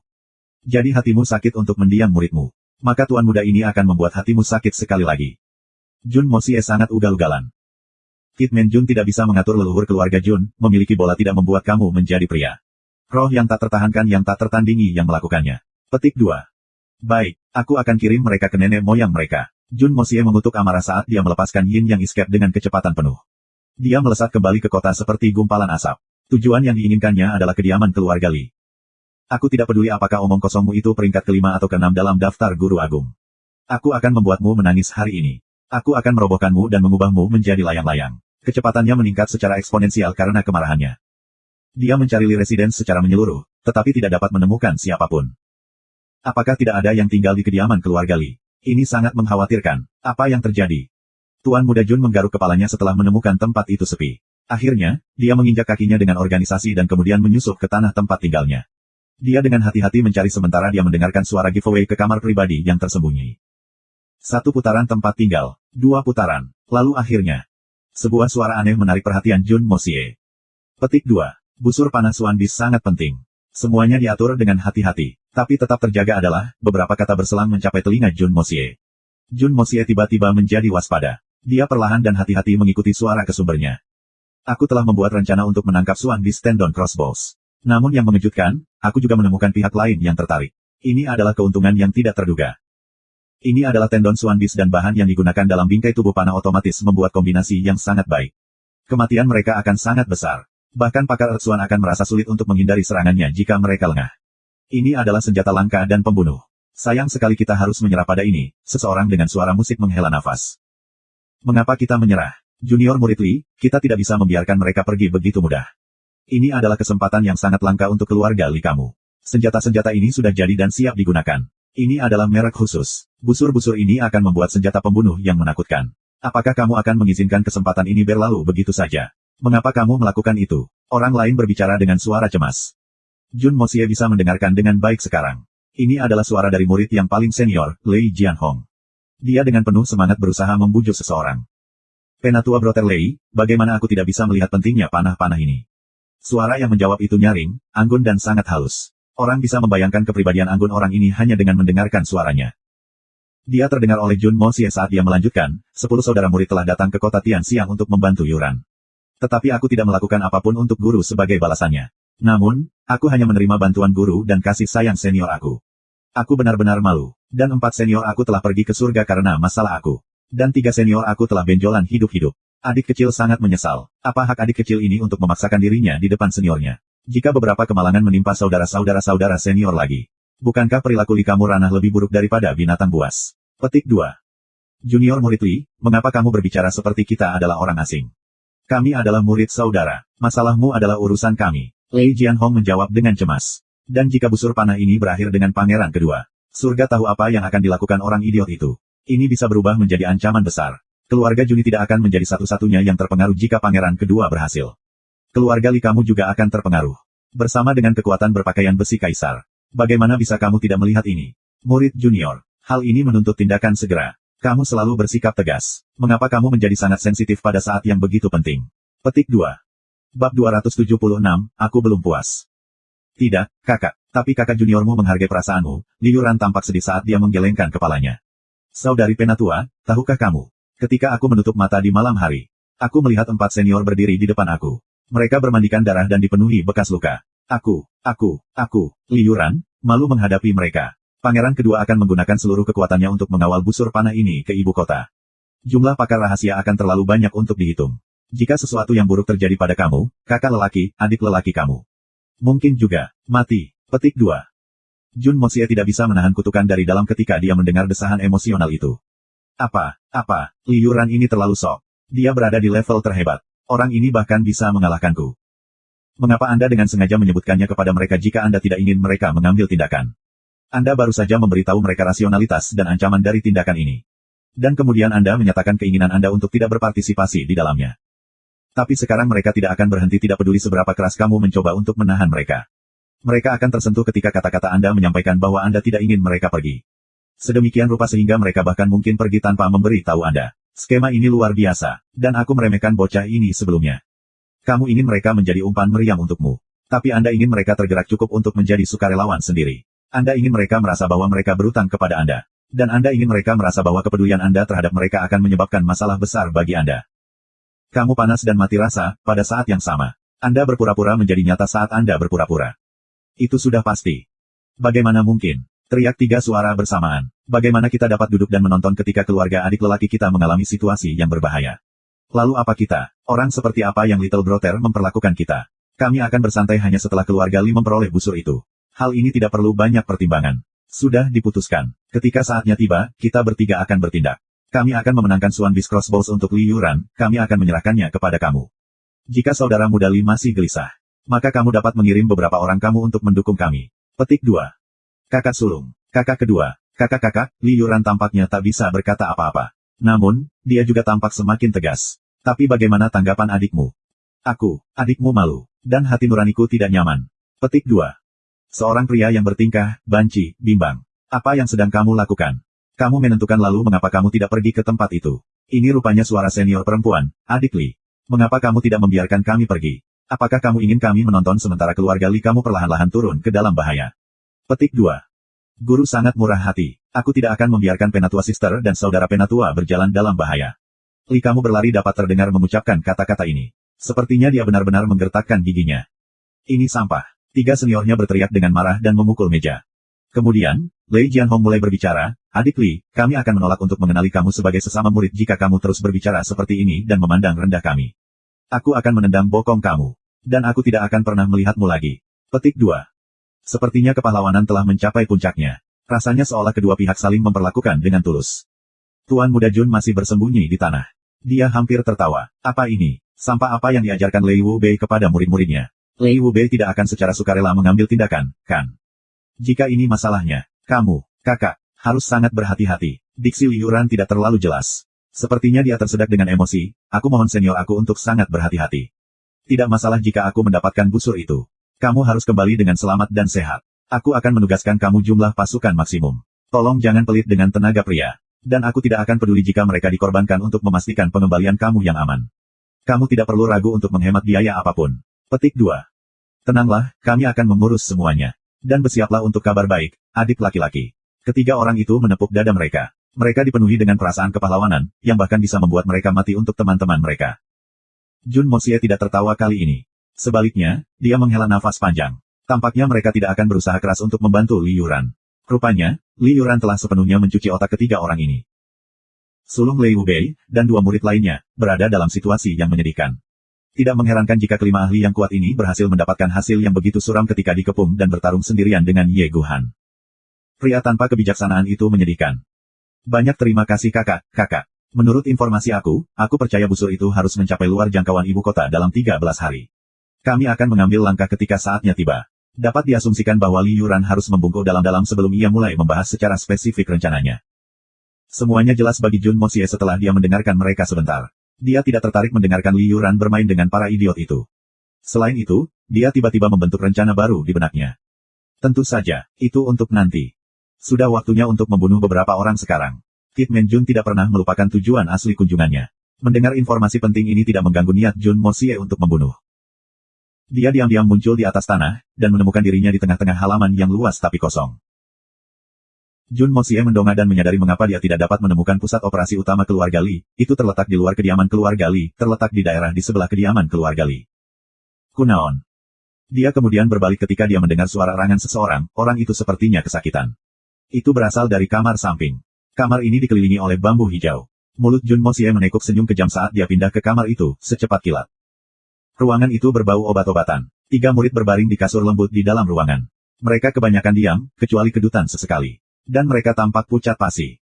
Ah, sangat menyedihkan melihatmu begitu kesakitan, kakak. Biarkan adik kecil ini membebaskanmu dari dunia penderitaan ini. Jun Moxie menghela nafas dengan penuh belas kasih. Kemudian, pedang yang tergantung di dinding, yang mungkin milik salah satu dari 3 pasien, tiba-tiba bangkit sendiri. Pedang itu kemudian mulai bergerak seperti pisau daging. Engah, engah, engah.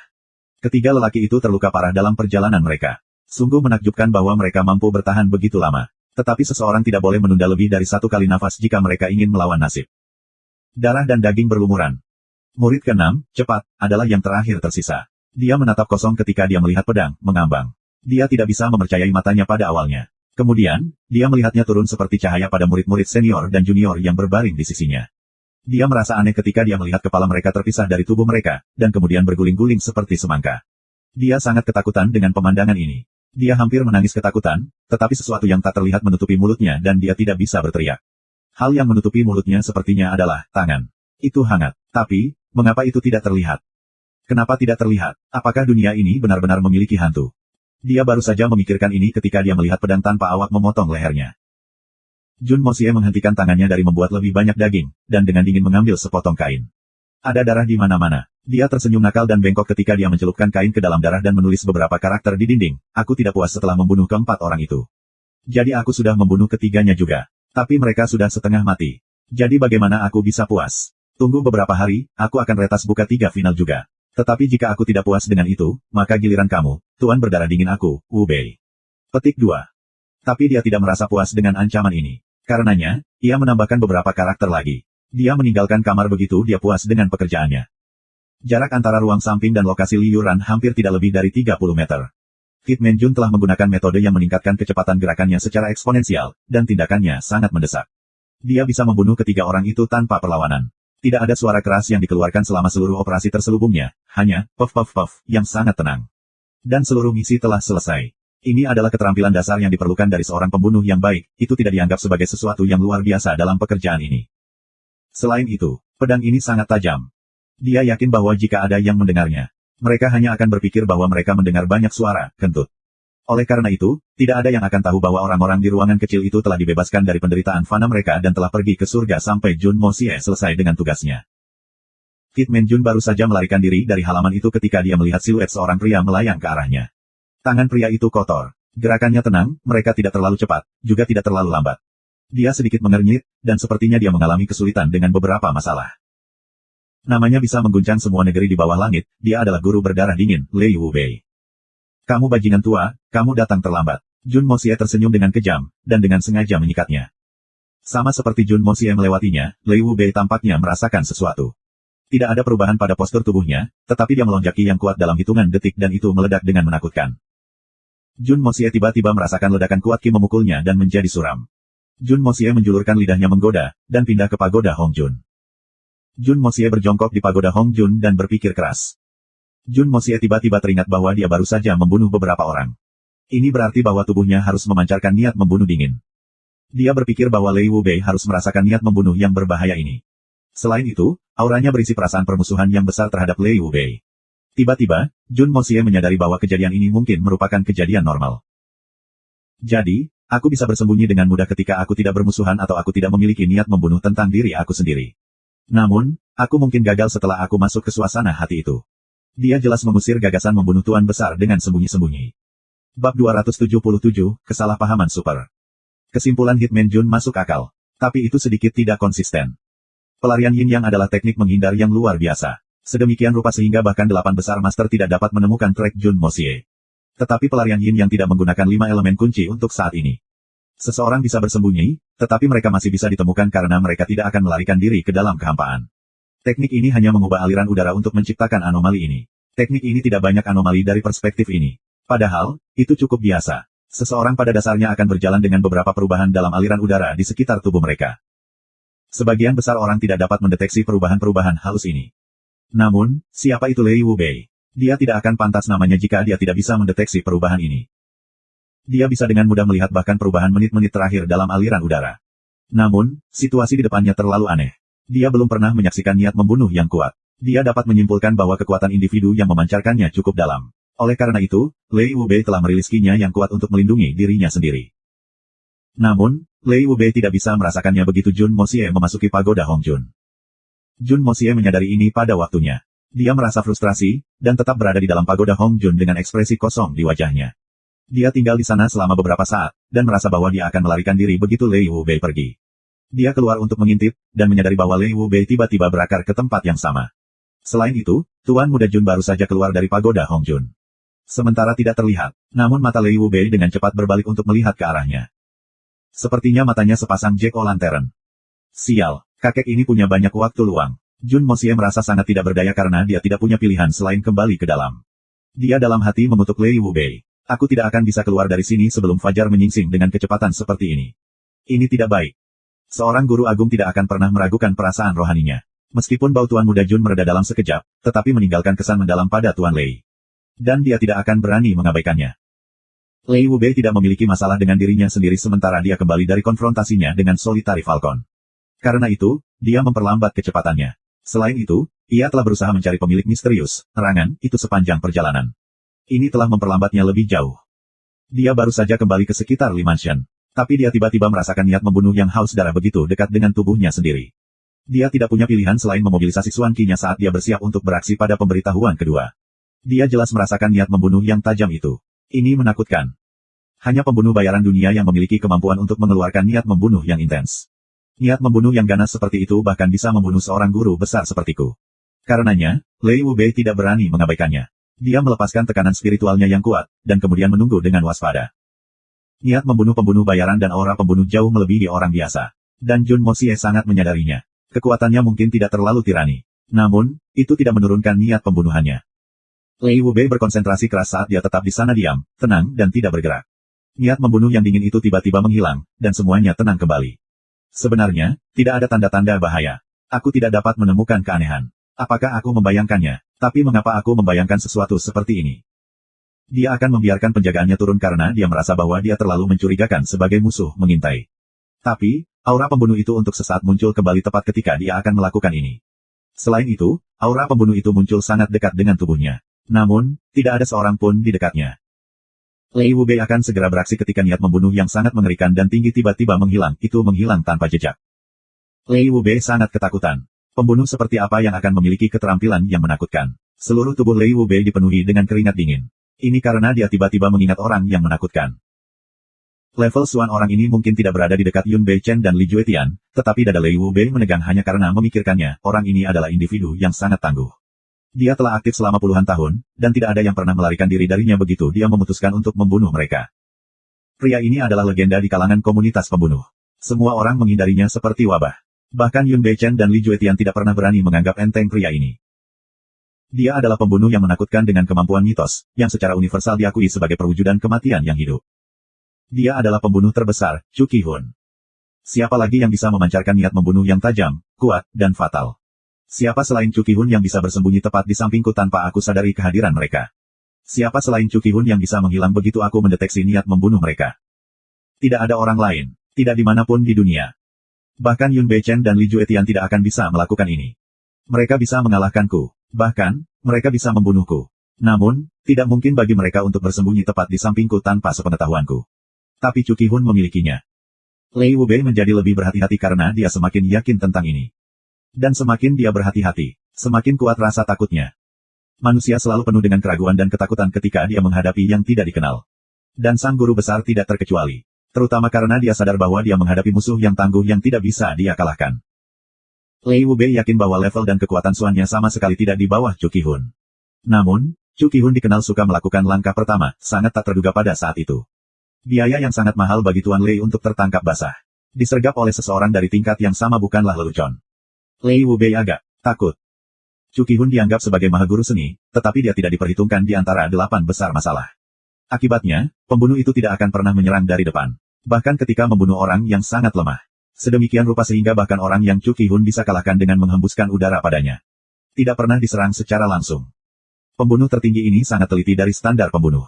Dia tidak pernah meninggalkan seutas benang pun. Kemampuannya telah mencapai titik kelainan. Namanya bisa membuat orang merinding. Ini adalah alasan utama mengapa Assassin Agung tidak pernah mendapatkan ketenaran publik seperti Eight Great Masters. Meskipun Chu Qihun tidak dianggap sebagai salah satu dari 8 besar guru, tetapi dia adalah orang yang paling menakutkan di dunia ini. Ini adalah fakta yang terkenal. Bahkan Eight Great Masters telah secara terbuka menerima ini. Lei Wubei memperhatikan sekelilingnya saat dia berbicara dengan suara rendah, apakah orang yang tiba di assassin tertinggi. Kakak-kakak Chu Qihun. Aku tidak tahu pelanggaran apa yang aku lakukan bahwa penatua Brother Chu Qihun secara pribadi telah tiba untuk aku.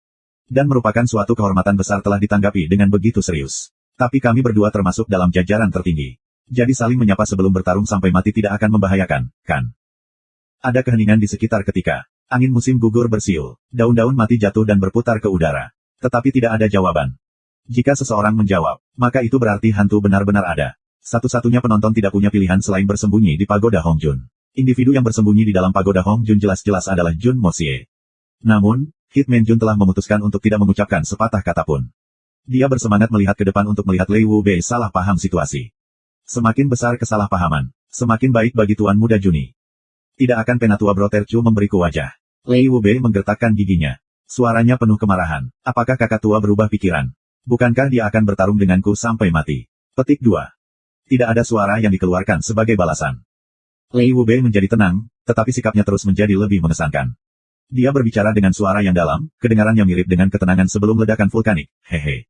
Apakah penatua Brother Chu takut menghadapi Lei Wubei? Tidak apa-apa, kakak penatua dapat kembali kapanpun dia mendapatkan kepercayaan dirinya. Aku akan sangat menantikan untuk melihat kamu lagi. Petik 2. Dia sudah selesai berbicara. Kemudian, tubuhnya berubah menjadi naga roh yang melonjak menuju surga ke-9, dan menghilang tanpa jejak. Jun Moxie melangkah keluar dari ketiadaan pagoda Hongjun saat Lei Wubei pergi. Dia telah mengulurkan setengah kepalanya untuk mendengarkan kata-kata Lei Wubei. Dia hampir tertawa terbahak-bahak ketika Lei Wubei menyapa udara dengan nada serius. Namun, dia terpesona ketika menyadari bahwa sesama pembunuhnya menikmati reputasi yang mengerikan di antara para guru agung. Sedemikian rupa sehingga pemikiran tentang dirinya saja telah mengkhawatirkan Tuan kelima dari 8 guru agung. Faktanya, Tuan berdarah dingin tampak ketakutan. Assassin agung ini pasti luar biasa. Fakta bahwa seorang pembunuh dapat memiliki efek ini adalah sebuah pencapaian pada dirinya sendiri. Jun Moxie kembali ke rumah dengan santai dan tidak terkendali sambil mengagumi. Lei Wubei dengan cepat tiba di halaman kecil. Tubuhnya melayang ketika dia membuka gerbang. 4 orang di dalam berdiri saat melihatnya, dan menyambutnya dengan hormat. Tuan, kamu telah kembali. Lei Wubei mendengus dingin. Wajahnya tanpa ekspresi saat dia duduk. Tuan, apa hasil dari perjalanan ini? Bisakah kita menganggap bahwa guru telah memberi pelajaran soliter Falcon? Lei Jianhong adalah putra Lei Wubei. Namun, dia tidak pernah memanggilnya sebagai Bapak di depan teman-temannya. Ini untuk menunjukkan persamaan perlakuan. Tapi, dia adalah satu-satunya orang di dalam ruangan yang memiliki keberanian untuk mengajukan pertanyaan ini. Masalah ini rumit, kita akan membahasnya nanti. Lei Wubei mengucapkan kata-kata ini dengan serius. Kamu lebih berhati-hati dengan tindakanmu dari sekarang. Suasana di kota Tianxiang sangat berbahaya. Ada banyak Raging Tigers dan Hidden Dragon yang hadir di kota ini. Kamu harus berpikir keras sebelum bertindak dalam setiap masalah. Petik 2. Dia berpikir sebentar, tetapi akhirnya menolak. Lei Wubei telah memutuskan untuk tidak menyebut-nyebut assassin tertinggi, Chu Qihun. Dia sadar bahwa nama itu sendiri sudah cukup untuk menakuti para muridnya. Ini akan membuat mereka ragu untuk mengambil tindakan. Murid-muridnya berada di Sky Swan level. Tapi itu terlalu sedikit. Mereka tidak akan mendapat manfaat dari mengetahui keterlibatannya. Chu Qihun telah memutuskan untuk membuat target denganku. Aku seharusnya tidak memberitahu murid-muridku tentang hal itu sampai hasil dari pertempuran ini diputuskan. Mengapa aku harus membuat murid-muridku gelisah dengan membicarakan masalah ini? Keempat murid itu bukan orang bodoh. Mereka telah mendengar nada suara tuan mereka dan menyadari bahwa masalah mengenai Solitary Falcon tidak berjalan semulus yang mereka bayangkan. Mereka menahan diri, dan tidak bertanya lebih lanjut tentang topik itu. Lei Wubei bangkit dan berbicara dengan tenang, ayo pergi. Ikut denganku untuk melihat ke-6. Dia tampaknya telah kehilangan Suan Qi-nya. Mari kita lihat apakah kita dapat memulihkannya sedikit. Jika itu tidak berhasil, maka kita tidak akan memiliki pilihan selain mengirimnya ke King of Malicious Medicines. Petik 2. Lei Jianhong gemetar dan berteriak dengan ketakutan, Tuan. Lei Jianhong mendengus sejak tuannya meninggalkan ruangan tanpa memberikan jawaban. Kompleks kulit keempat murid itu berat ketika mereka mengikuti di belakang, mendengarkan tuan mereka menyebutkan, Raja Obat-obatan berbahaya telah membuat hati mereka berat. Bab 278, Melonjak Kemarahan. Raja Obat-obatan berbahaya, seperti namanya, adalah seorang individu dengan hati jahat. Dia adalah dokter paling bergengsi dan terkenal menurut rumor. Dia dianggap tanpa persamaan. Namun, dokter ini adalah yang termahal di dunia. Bahkan, bukan hanya biaya yang dia tetapkan terlalu tinggi, ada poin penting lainnya. Seseorang akan berutang budi padanya jika mereka mencari dia untuk perawatan, tidak peduli apa hasil akhir dari penyembuhan itu. Dan seseorang harus membalas budi kapanpun dia mau. Ketika kemampuan orang yang mencari pengobatan meningkat, masalah yang dia ingin mereka tangani semakin sulit. Ada satu rumor khusus mengenai Raja Obat-obatan berbahaya, yang telah menyebar jauh dan luas. Itu adalah masalah yang telah terjadi lebih dari 40 tahun yang lalu. Keluarga Yun adalah salah satu keluarga paling berpengaruh di dunia rakyat jelata. Selir kecil patriark mereka telah terluka parah, dan dia akhirnya pergi ke Raja Obat-obatan berbahaya untuk meminta bantuan. The Medicine King mengambil 1 juta perak dari keluarga Yun, dan membuat patriark mereka berjanji kepadanya untuk menangani masalah tertentu. Namun, Raja Kedokteran tidak memberitahu dia apa masalahnya. Patriark keluarga Yun siap menyetujui kondisi ini karena cintanya untuk selir itu. Akibatnya, dia diselamatkan. 2 tahun berlalu, dan Raja Obat-obatan berbahaya mengirim permintaan terlambat namun penting. Dia ingin patriark keluarga Yun membunuh seseorang. Dan orang ini adalah bangsal keluarga Yun karena perkawinan. Bagaimana patriark keluarga Yun bisa melakukan hal seperti itu? Wajah apa yang akan dia tunjukkan kepada dunia jika melakukan permintaan ini? Karena itu, ia menolak mentah-mentah. Raja obat yang berbahaya, tertawa terbahak-bahak, dia tidak menganggap ini sebagai masalah. Dia kemudian menghilang ke debu, dia pergi tanpa jejak. Kemudian, Raja Kedokteran yang berbahaya menyebarkan berita. Dia meminta siapapun yang berutang budi padanya, tidak peduli siapa mereka, untuk melakukan satu hal, memusnahkan keluarga Yun. Bahkan ayam dan anjing keluarga mereka tidak akan selamat. Seluruh keluarga harus dimusnahkan, langsung ke generasi ke-9 mereka. Raja Kedokteran yang berbahaya, telah mengumpulkan beberapa bantuan selama puluhan tahun. Bagaimana itu bisa sepele? Bantuannya sebagian besar adalah individu yang berkualitas. Dan kebanyakan dari mereka adalah pakar suan tingkat tinggi. Mayoritas dari mereka berurusan dengan penyakit yang tidak bisa disembuhkan. Namun, kekuatan saja bisa menjadi sumber daya yang terbatas. Tetapi, banyak orang kaya dan berkuasa juga berutang budi padanya. Dan mereka menjadi sangat hebat bersama-sama. Kekuatan gabungan mereka jarang dan cukup kuat untuk mengguncang dunia. Perintah ini merupakan pukulan mematikan. Seluruh dunia, sekuler, mendidih karenanya. Ini mengakibatkan seluruh pembantaian keluarga Yun. Kerabat dan klan mereka juga tidak selamat, mereka memastikan bahwa bahkan ayam dan anjing tidak dapat bertahan, seperti keinginan Raja Obat yang berbahaya. Rumor menyatakan bahwa kepala menjaga pembonceng di luar tempat, Malicious King of Medicine. Jumlah besar darah dikatakan telah menutupi kilometer dari tanah. Surga tahu bantuan aneh apa yang akan dituntut pria itu jika Lei Wu Bei memutuskan untuk menyerahkan muridnya kepada Raja Obat yang berbahaya. Lei Jianhong tahu bahwa gurunya adalah salah satu dari 8 besar guru. Jadi bagaimana kondisinya bisa mudah? Namun, kekhawatiran mereka dihapus dan diganti dengan keluhan. Ekspresi Lei Wu Bei berubah ketika dia tiba di sisi ruang samping berdinding bambu. Dia berkata, mengapa ada bau darah yang kental di sini? Kelima orang itu saling memandang. Mereka bisa merasakan ada sesuatu yang sangat salah. Mereka berteriak dengan cemas dan membuka pintu. Keempat murid itu patah hati melihat pemandangan itu, dan berseru dengan sedih. Mereka tercengang dan hanya bisa melihat sekeliling dengan kosong. Adegan itu membuat mereka marah karena marah. 3 mayat terbaring di tempat tidur. Mereka telah dipotong-potong. Darah masih mengalir di dalam ruangan. Itu telah menggumpal di beberapa tempat, tetapi terus mengalir dengan lambat dari yang lain. Seluruh ruangan telah berubah menjadi genangan darah merah.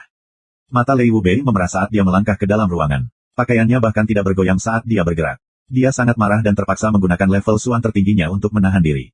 Dia bahkan mengendalikan pergerakan pakaiannya dengan melakukan itu. Dia melihat sekeliling dan melihat Li Yuran berdiri tak bergerak di depan dinding. Postur Li Yuran aneh. Pikiran Lei Wu Bei tiba-tiba mengerti alasan di baliknya. Dia kemudian berteriak, "Minggir, Yuran." Li Yuran menunjukkan ekspresi jelek. Dia kemudian dengan lemah berbicara, "Tuan. Aku sudah bilang untuk keluar dari jalan." Lei Wu Bei meraung marah saat dia memukul wajah Li Yuran dengan keras. Anak muda itu dikirim terbang dengan bang keras. Lei Wu Bei kemudian melihat ke dinding. Lei Wu Bei melongo sejenak. Wajahnya memerah dan tiba-tiba dia mengeluarkan raungan kemarahan yang lain. Pita pada simpul rambutnya terkoyak menjadi jutaan keping saat rambutnya diluruskan. Mereka naik ke langit tanpa terpencar untuk waktu yang lama. Arek. Lei Wu Bei dengan keras mengeluarkan darah merah dari mulutnya. Dan darah itu langsung berubah menjadi kabut. Tuan Lei menangis air mata darah, dengan demikian merusak hatinya ketika dia melolong, bajingan ini tidak tahu malu. Dia bertingkah seperti itu denganku. Tidak peduli siapa kamu, aku akan membunuhmu. Aku akan memusnahkan keluargamu hingga generasi ke-9. Bahkan ayam dan anjing tidak akan selamat. Nama aku bukan Lei Wubei jika aku tidak memenuhi klaim ini. Petik 2. Dia sekali lagi menyemburkan darah saat tubuhnya yang ramping terhuyung ke depan. Tindakan membawa guru berdarah dingin yang terkenal di dunia ke kondisi seperti itu dengan meninggalkan pesan belaka telah menunjukkan bakat orang yang belum pernah terjadi sebelumnya. 3 murid yang tersisa bingung. Karena itu, mereka bersandar lebih dekat hanya untuk menemukan 2 garis bernoda darah tertulis di dinding. Pesannya bengkok dan telah ditulis secara bebas. Jelas bahwa ada sesuatu yang telah dicelupkan ke dalam darah korban untuk menulis pesan itu. Baris pertama berbunyi, aku tidak puas setelah membunuh keempat orang itu. Jadi aku sudah membunuh ketiganya juga. Tapi mereka sudah setengah mati. Jadi bagaimana aku bisa puas? Tunggu beberapa hari, aku akan retas buka 3 final juga. Tetapi jika aku tidak puas dengan itu, maka giliran kamu, Tuan berdarah dingin aku, Wubei. Petik 2. Baris kedua berbunyi, Penatua Lei Wubei, aku melakukan ibumu. Lalala. 3 murid merasakan ledakan kegelapan, itu hampir sama kuatnya dengan Lei Wubei. Mereka meludahkan darah, ini terlalu banyak. Orang itu telah membunuh saudara-saudara mereka. Selain itu, dia telah memanggil Lei Wubei yang tak kenal takut. Kakak perempuan. Dan terlebih lagi, dia telah melecehkan tuannya. Ini penghinaan besar, terutama untuk guru. Hanya kalimat itu, Penatua Lei Wubei, tidak akan pernah mati. Dan akan terus memfermentasi kebencian. Orang itu tidak hanya membunuh saudara-saudara kita, tetapi dia juga telah menghina leluhur guru. Tingkah laku pria itu sangat jahat dan keji.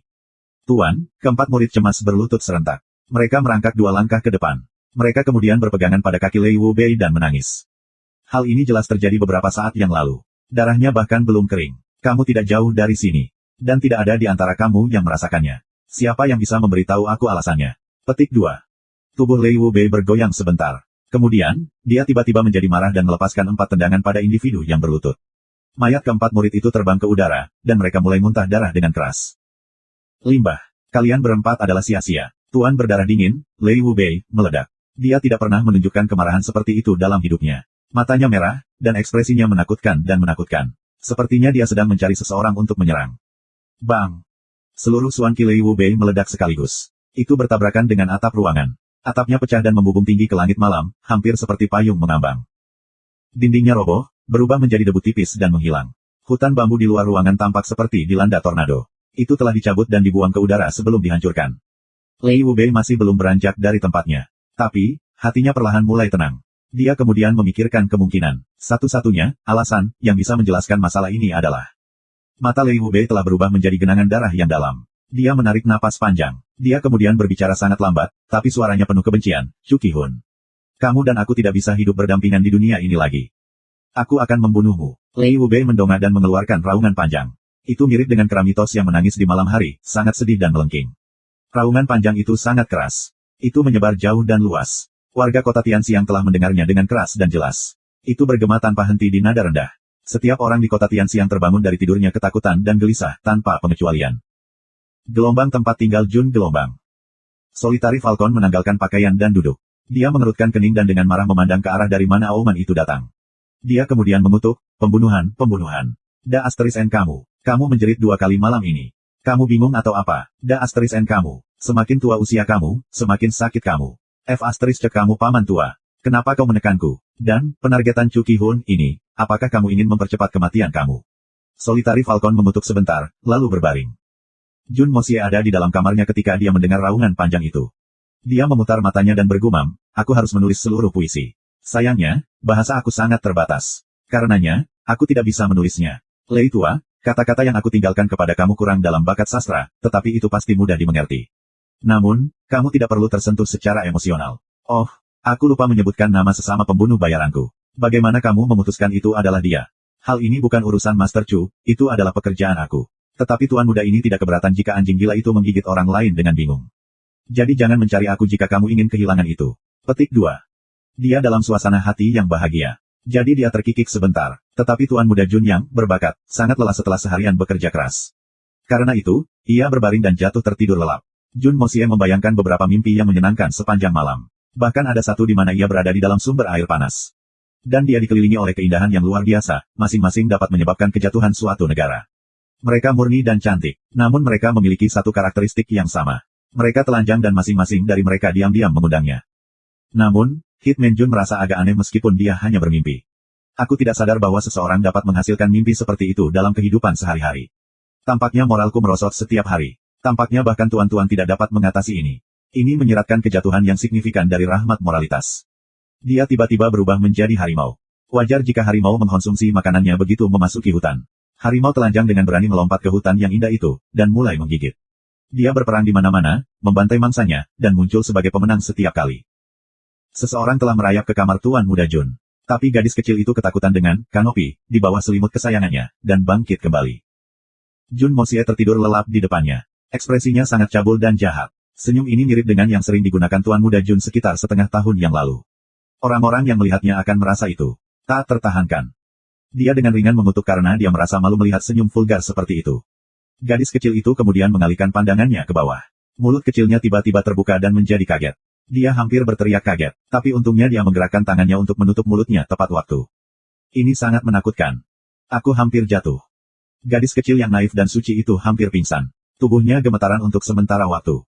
Kemudian dia buru-buru melarikan diri dari kamar. Baru saat itulah dia merasakan sensasi di pipinya yang wangi. Dia tidak sadar ketika mereka menjadi panas sekali ini.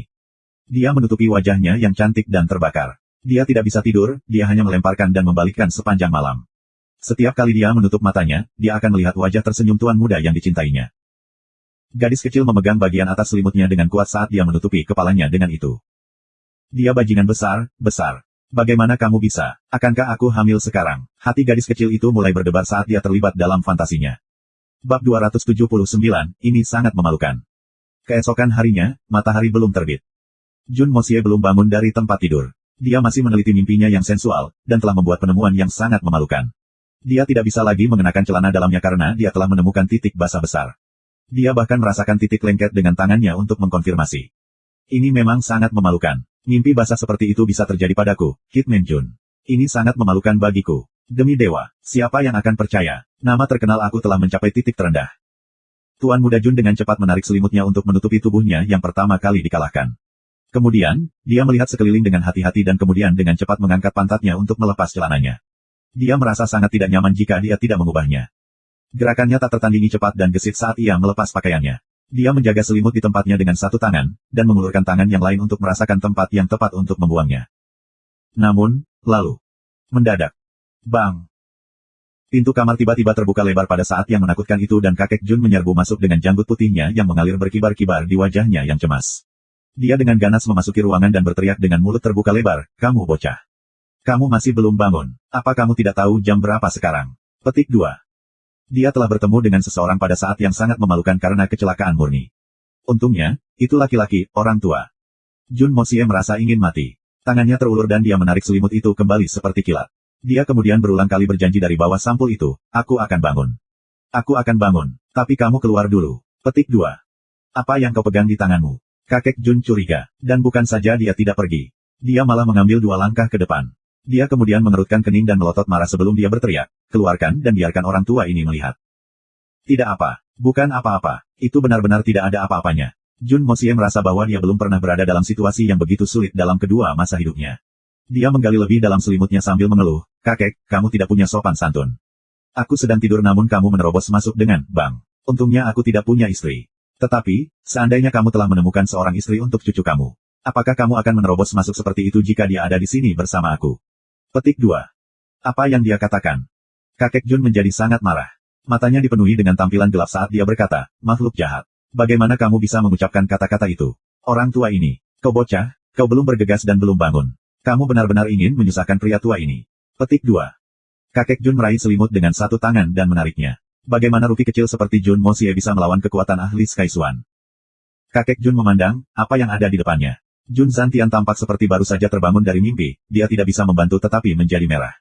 Dia mengayunkan lengannya dan kemudian menamparkan pantat kosong Jun Mosie, "Bang. Yang tajam bergema, tunjukkan padaku apa yang kamu sembunyikan." Si penjuru mengulurkan tangan dan mengaduk sepotong kain kusut dari Jun Mosie.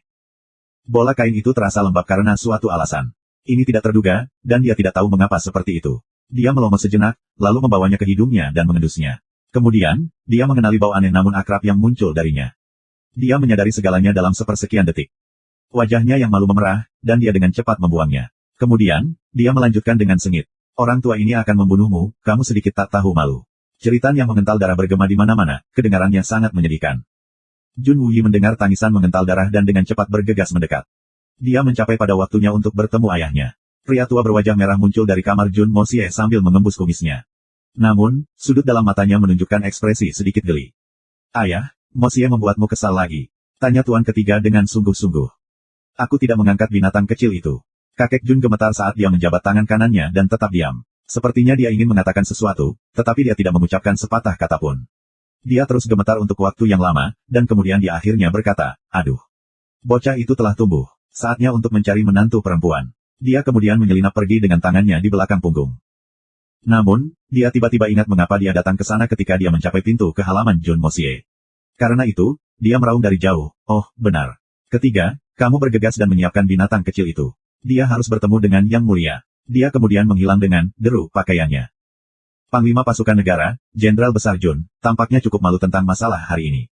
Pahlawan generasinya telah benar-benar memegang senjata mematikan cucunya. Itu sangat memalukan. Namun, dia tidak bisa menahan senyum meskipun itu adalah masalah yang suram. Orang tua itu tampak agak diyakinkan. Itu besar. Dia mencapai modal yang layak. Modalnya belum mencapai tingkat dewasa. Tapi dia menuju ke arah yang benar. Dia baru berusia 16 tahun, dan ada banyak ruang untuk pertumbuhan pada tahap ini. Cepat dan tumbuhkan cabang sehingga kamu bisa menyebarkan benih untuk keluarga Jun kita. Kakek Jun meletakkan tangannya di dadanya dan mulai bergerak seolah-olah dia mengandung bayi. Wajahnya tiba-tiba tersenyum ketika memikirkannya. Master ketiga memasuki ruangan, dan melihat keponakan mistiknya bertindak tenang seperti dia belum pernah melihatnya sebelumnya. Jun Mosie menundukkan kepalanya seperti wanita muda yang malu dan menarik pakaiannya. Sesuatu yang sangat mencurigakan sedang terjadi di sini. Apa yang berteriak tentang itu? Aku tidak melihat apa yang kamu lakukan, kamu iblis kecil. Tetapi kakek kamu jelas sangat marah. Namun, dia sepertinya bersuka cita sesuatu. Ekspresinya sepertinya dia mengutukmu. Tapi dia juga tersenyum. Cepat dan jelaskan ini padaku. Jun Wuyi bingung. Jun Mosie tanpa pilihan. Dia mendongak dengan malu dan bertanya dengan hormat, Paman ketiga, aku mohon padamu. Tolong jangan tanya. Hal ini tidak bisa dibicarakan secara tatap muka. Tuan muda Jun kurang ajar. Kulitnya lebih tebal dari sudut-sudut tembok besar. Tetapi hal ini terlalu memalukan baginya, tidak peduli seberapa tak tahu malu dia. Ini adalah masalah yang sangat serius. Jun Wuyi mengetahui apa yang terjadi dari ayahnya saat makan. Mereka makan bersama Solkon Falcon. Jadi dia pasti sudah mendengarnya juga. Jun Wuyi sedang makan nasi ketika dia mendengar ini. Nasi itu berubah menjadi 2 garis putih saat ia tersedak, dan keluar dari lubang hidungnya. Bahkan, dia hampir menumpahkan makanan di atas tubuh Solitary Falcon. Tuan Falcon tidak marah meskipun dia hampir saja diludahi. Dia memiliki ekspresi aneh namun kosong di wajahnya untuk sementara waktu. Kemudian, dia tertawa sampai dia terengah-engah. Dia belum pernah sebahagia ini dalam waktu yang lama. Dia harus bertarung dengan Lei Wu Bei malam sebelumnya. Itu membuatnya sangat bahagia. Tapi ini masalah yang sangat lucu. Jun Mosie dan kakeknya mengabaikan 2 pria yang tawa tak ada habisnya, dan fokus memakan sarapan mereka. Jenderal di kursi roda dan guru besar ke-8 tidak bisa menahan tawa mereka sepanjang waktu makan. Oleh karena itu, duo kakek cucu dengan cepat menyelesaikan makanan mereka, menunggang kuda mereka, dan melanjutkan menuju istana kekaisaran. Jun Wuyi dan Solitary Falcon masih tertawa ketika mereka berdua pergi. Sepertinya kedua pria itu hampir dilalap api iblis. Tidak diketahui mengapa kaisar ingin bertemu Jun Mosie. Permintaan gila macam apa ini? Dia seharusnya memegang talan ulama emas yang sebelumnya dibatalkan pada hari itu. Dan itu juga di istana kekaisaran. Ini adalah masalah yang sangat tidak biasa. Berita ini telah dikeluarkan tengah malam lalu. Master of Rites, Menteri Sun Chenghe, berlari dengan kasar. Secara alami, orang-orang yang lebih sibuk darinya adalah para master dari Institut Literatur Surgawi, karena para siswa mereka menantikan perayaan dengan cukup bersemangat. Murid-murid mereka sangat kecewa sejak lama setelah mengetahui bahwa pesta telah dibatalkan. Namun, berita yang tiba-tiba ini menyebabkan terburu-buru, terutama karena tempat itu adalah istana kekaisaran. Diputuskan pada malam hari bahwa acara tersebut harus diadakan pada hari berikutnya. Namun, ini berarti bahwa akan ada banyak orang yang tidak dapat berpartisipasi. Beberapa guru berambut putih mengutuk hati mereka. Perintah macam apa ini? Kamu harus belajar cara menahan diri meskipun kamu ingin sekali menghisap susu. Tapi dia adalah kaisar yang paling kuat di bawah langit. Jika dia ingin itu terjadi pada hari itu, maka itu akan terjadi tepat pada hari itu. Karenanya, kelompok pria tua berambut putih ini tidak berani menyangkal perintahnya dan membatalkannya karena itu sama saja dengan menghancurkan jalan emas perkembangan para cendekiawan mereka. Waktunya sangat ketat kali ini, tempat itu luar biasa dan skala acara belum pernah terjadi sebelumnya. Para tuan muda dari setiap keluarga aristokrat yang penting diundang. Acara tersebut akan mencakup 3 pangeran, para pangeran lainnya juga akan ambil bagian. Bahkan wanita muda berbakat dari keluarga besar dipersilakan untuk datang. Jun Mosie, Tang Yuan dan De Bauche terkenal lainnya juga ada dalam daftar di antara nama-nama terkenal lainnya. Jadi, keduanya menerima undangan masing-masing.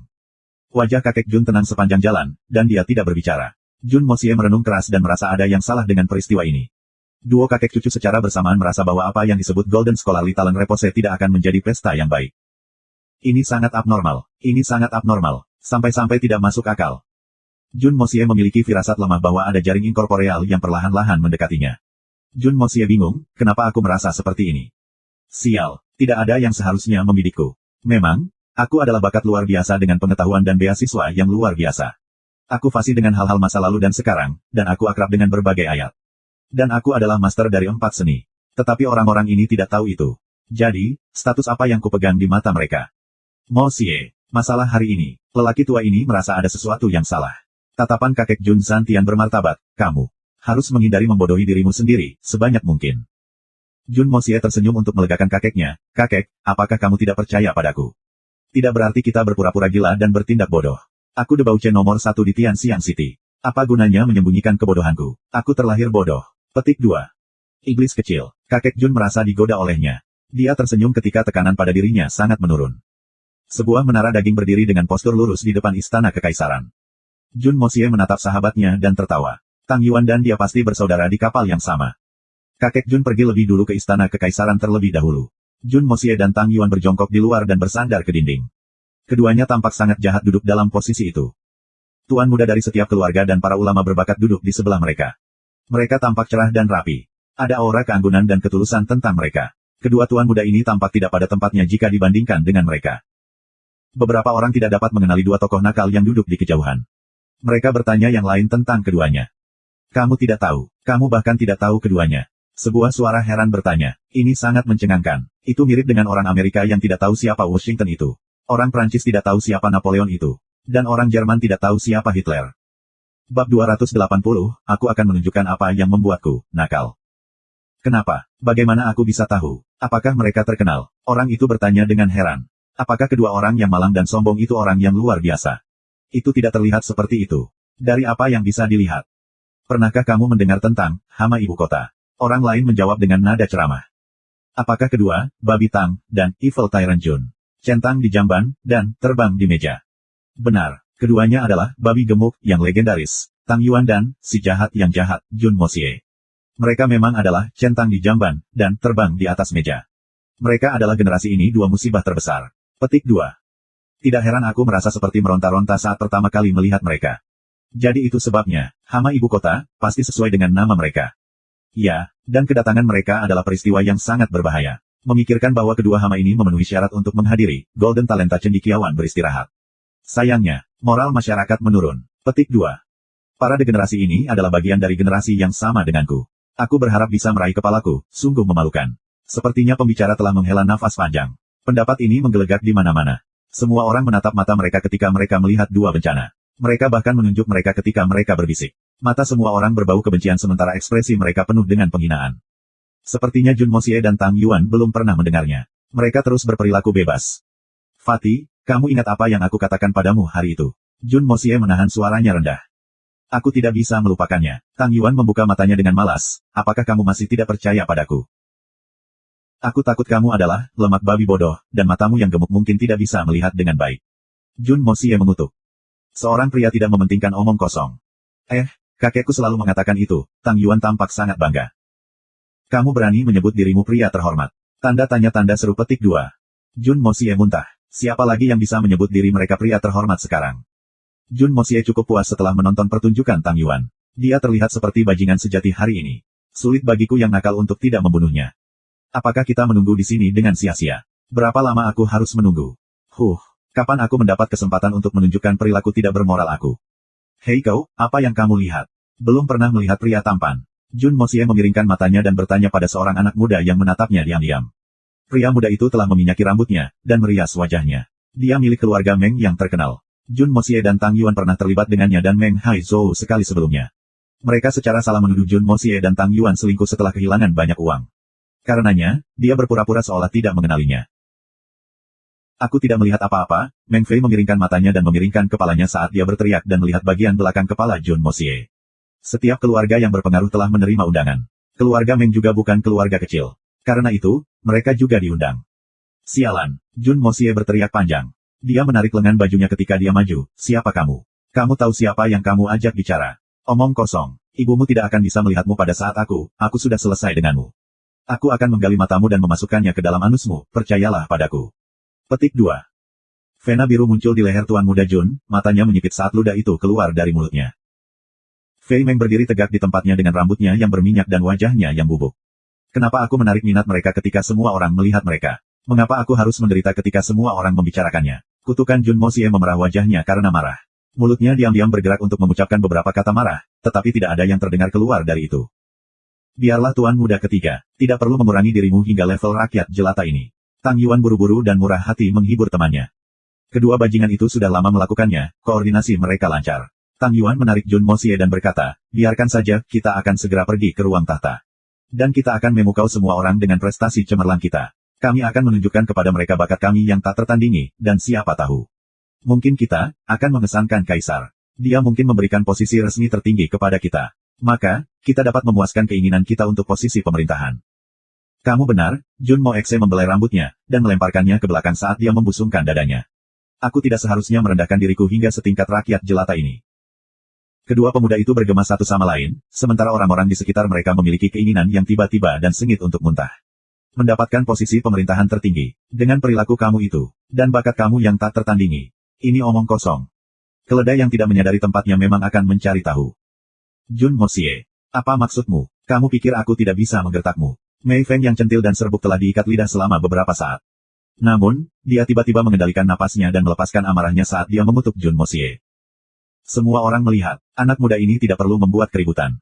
Kamu tidak bisa menyalahkanku. Jun Mosie memerankan korban yang tidak bersalah dan membentangkan tangannya. Aku menganggap setiap keluarga berpengaruh sebagai teman keluarga. Karena itu, aku datang ke sini. Bukankah setiap keluarga berpengaruh diketahui oleh yang lain? Namun binatang buas ini adalah tidak mau melepaskan apapun yang mungkin aku katakan kepadanya sebelumnya. Tempat apa ini? Tempat ini adalah istana kekaisaran. Namun pemuda ini meraung sedemikian rupa. Apakah dia ingin memberontak? Atau apakah itu yang keluarga Meng ingin merebut tahta? Petik 2. Semua orang pusing. Itu terlalu tak tahu malu. Dia tidak memiliki sedikitpun rasa malu. Tuduhannya tidak berdasar. Ini terlalu banyak. Kamu, berbicara omong kosong. Meng Fei menjadi pusing karena marah. Tubuhnya mulai bergetar seperti daun-daun mati tertiup angin. Debao Chejun tidak mengabaikan ini. Dia dengan cepat berlari ke arah pemuda itu, dan memberinya 2 tamparan keras di wajahnya. Kemudian, dia menangkap kaki pemuda itu dan menendang perutnya. Gerakan Jun Mosie sangat cepat. Meng Fei tertangkap basah. Dia tidak mengantisipasi bahwa pihak lawan akan membuat langkah seperti itu di dalam istana kekaisaran.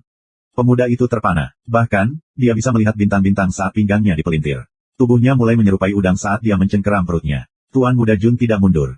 Dia terus menyerang meskipun musuh jatuh dan kesakitan. Dia tidak akan membiarkan kesempatan ini tergelincir.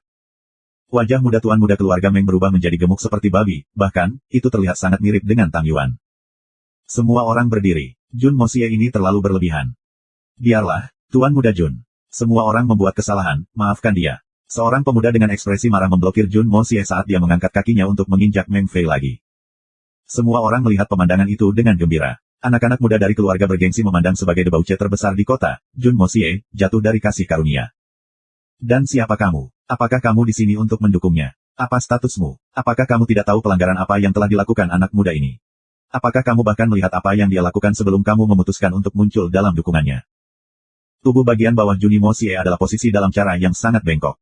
Dia memutar pantatnya, dan tubuhnya mulai menyerupai karakter S. Dia kemudian meletakkan tangannya di pinggangnya dan memiringkan kepalanya. Dan sekarang Tuan Muda Jun muncul seperti teko raksasa. Aku Murong Qianli, aku dari generasi ketiga keluarga Murong. Jawab pemuda dalam gaun berhias itu.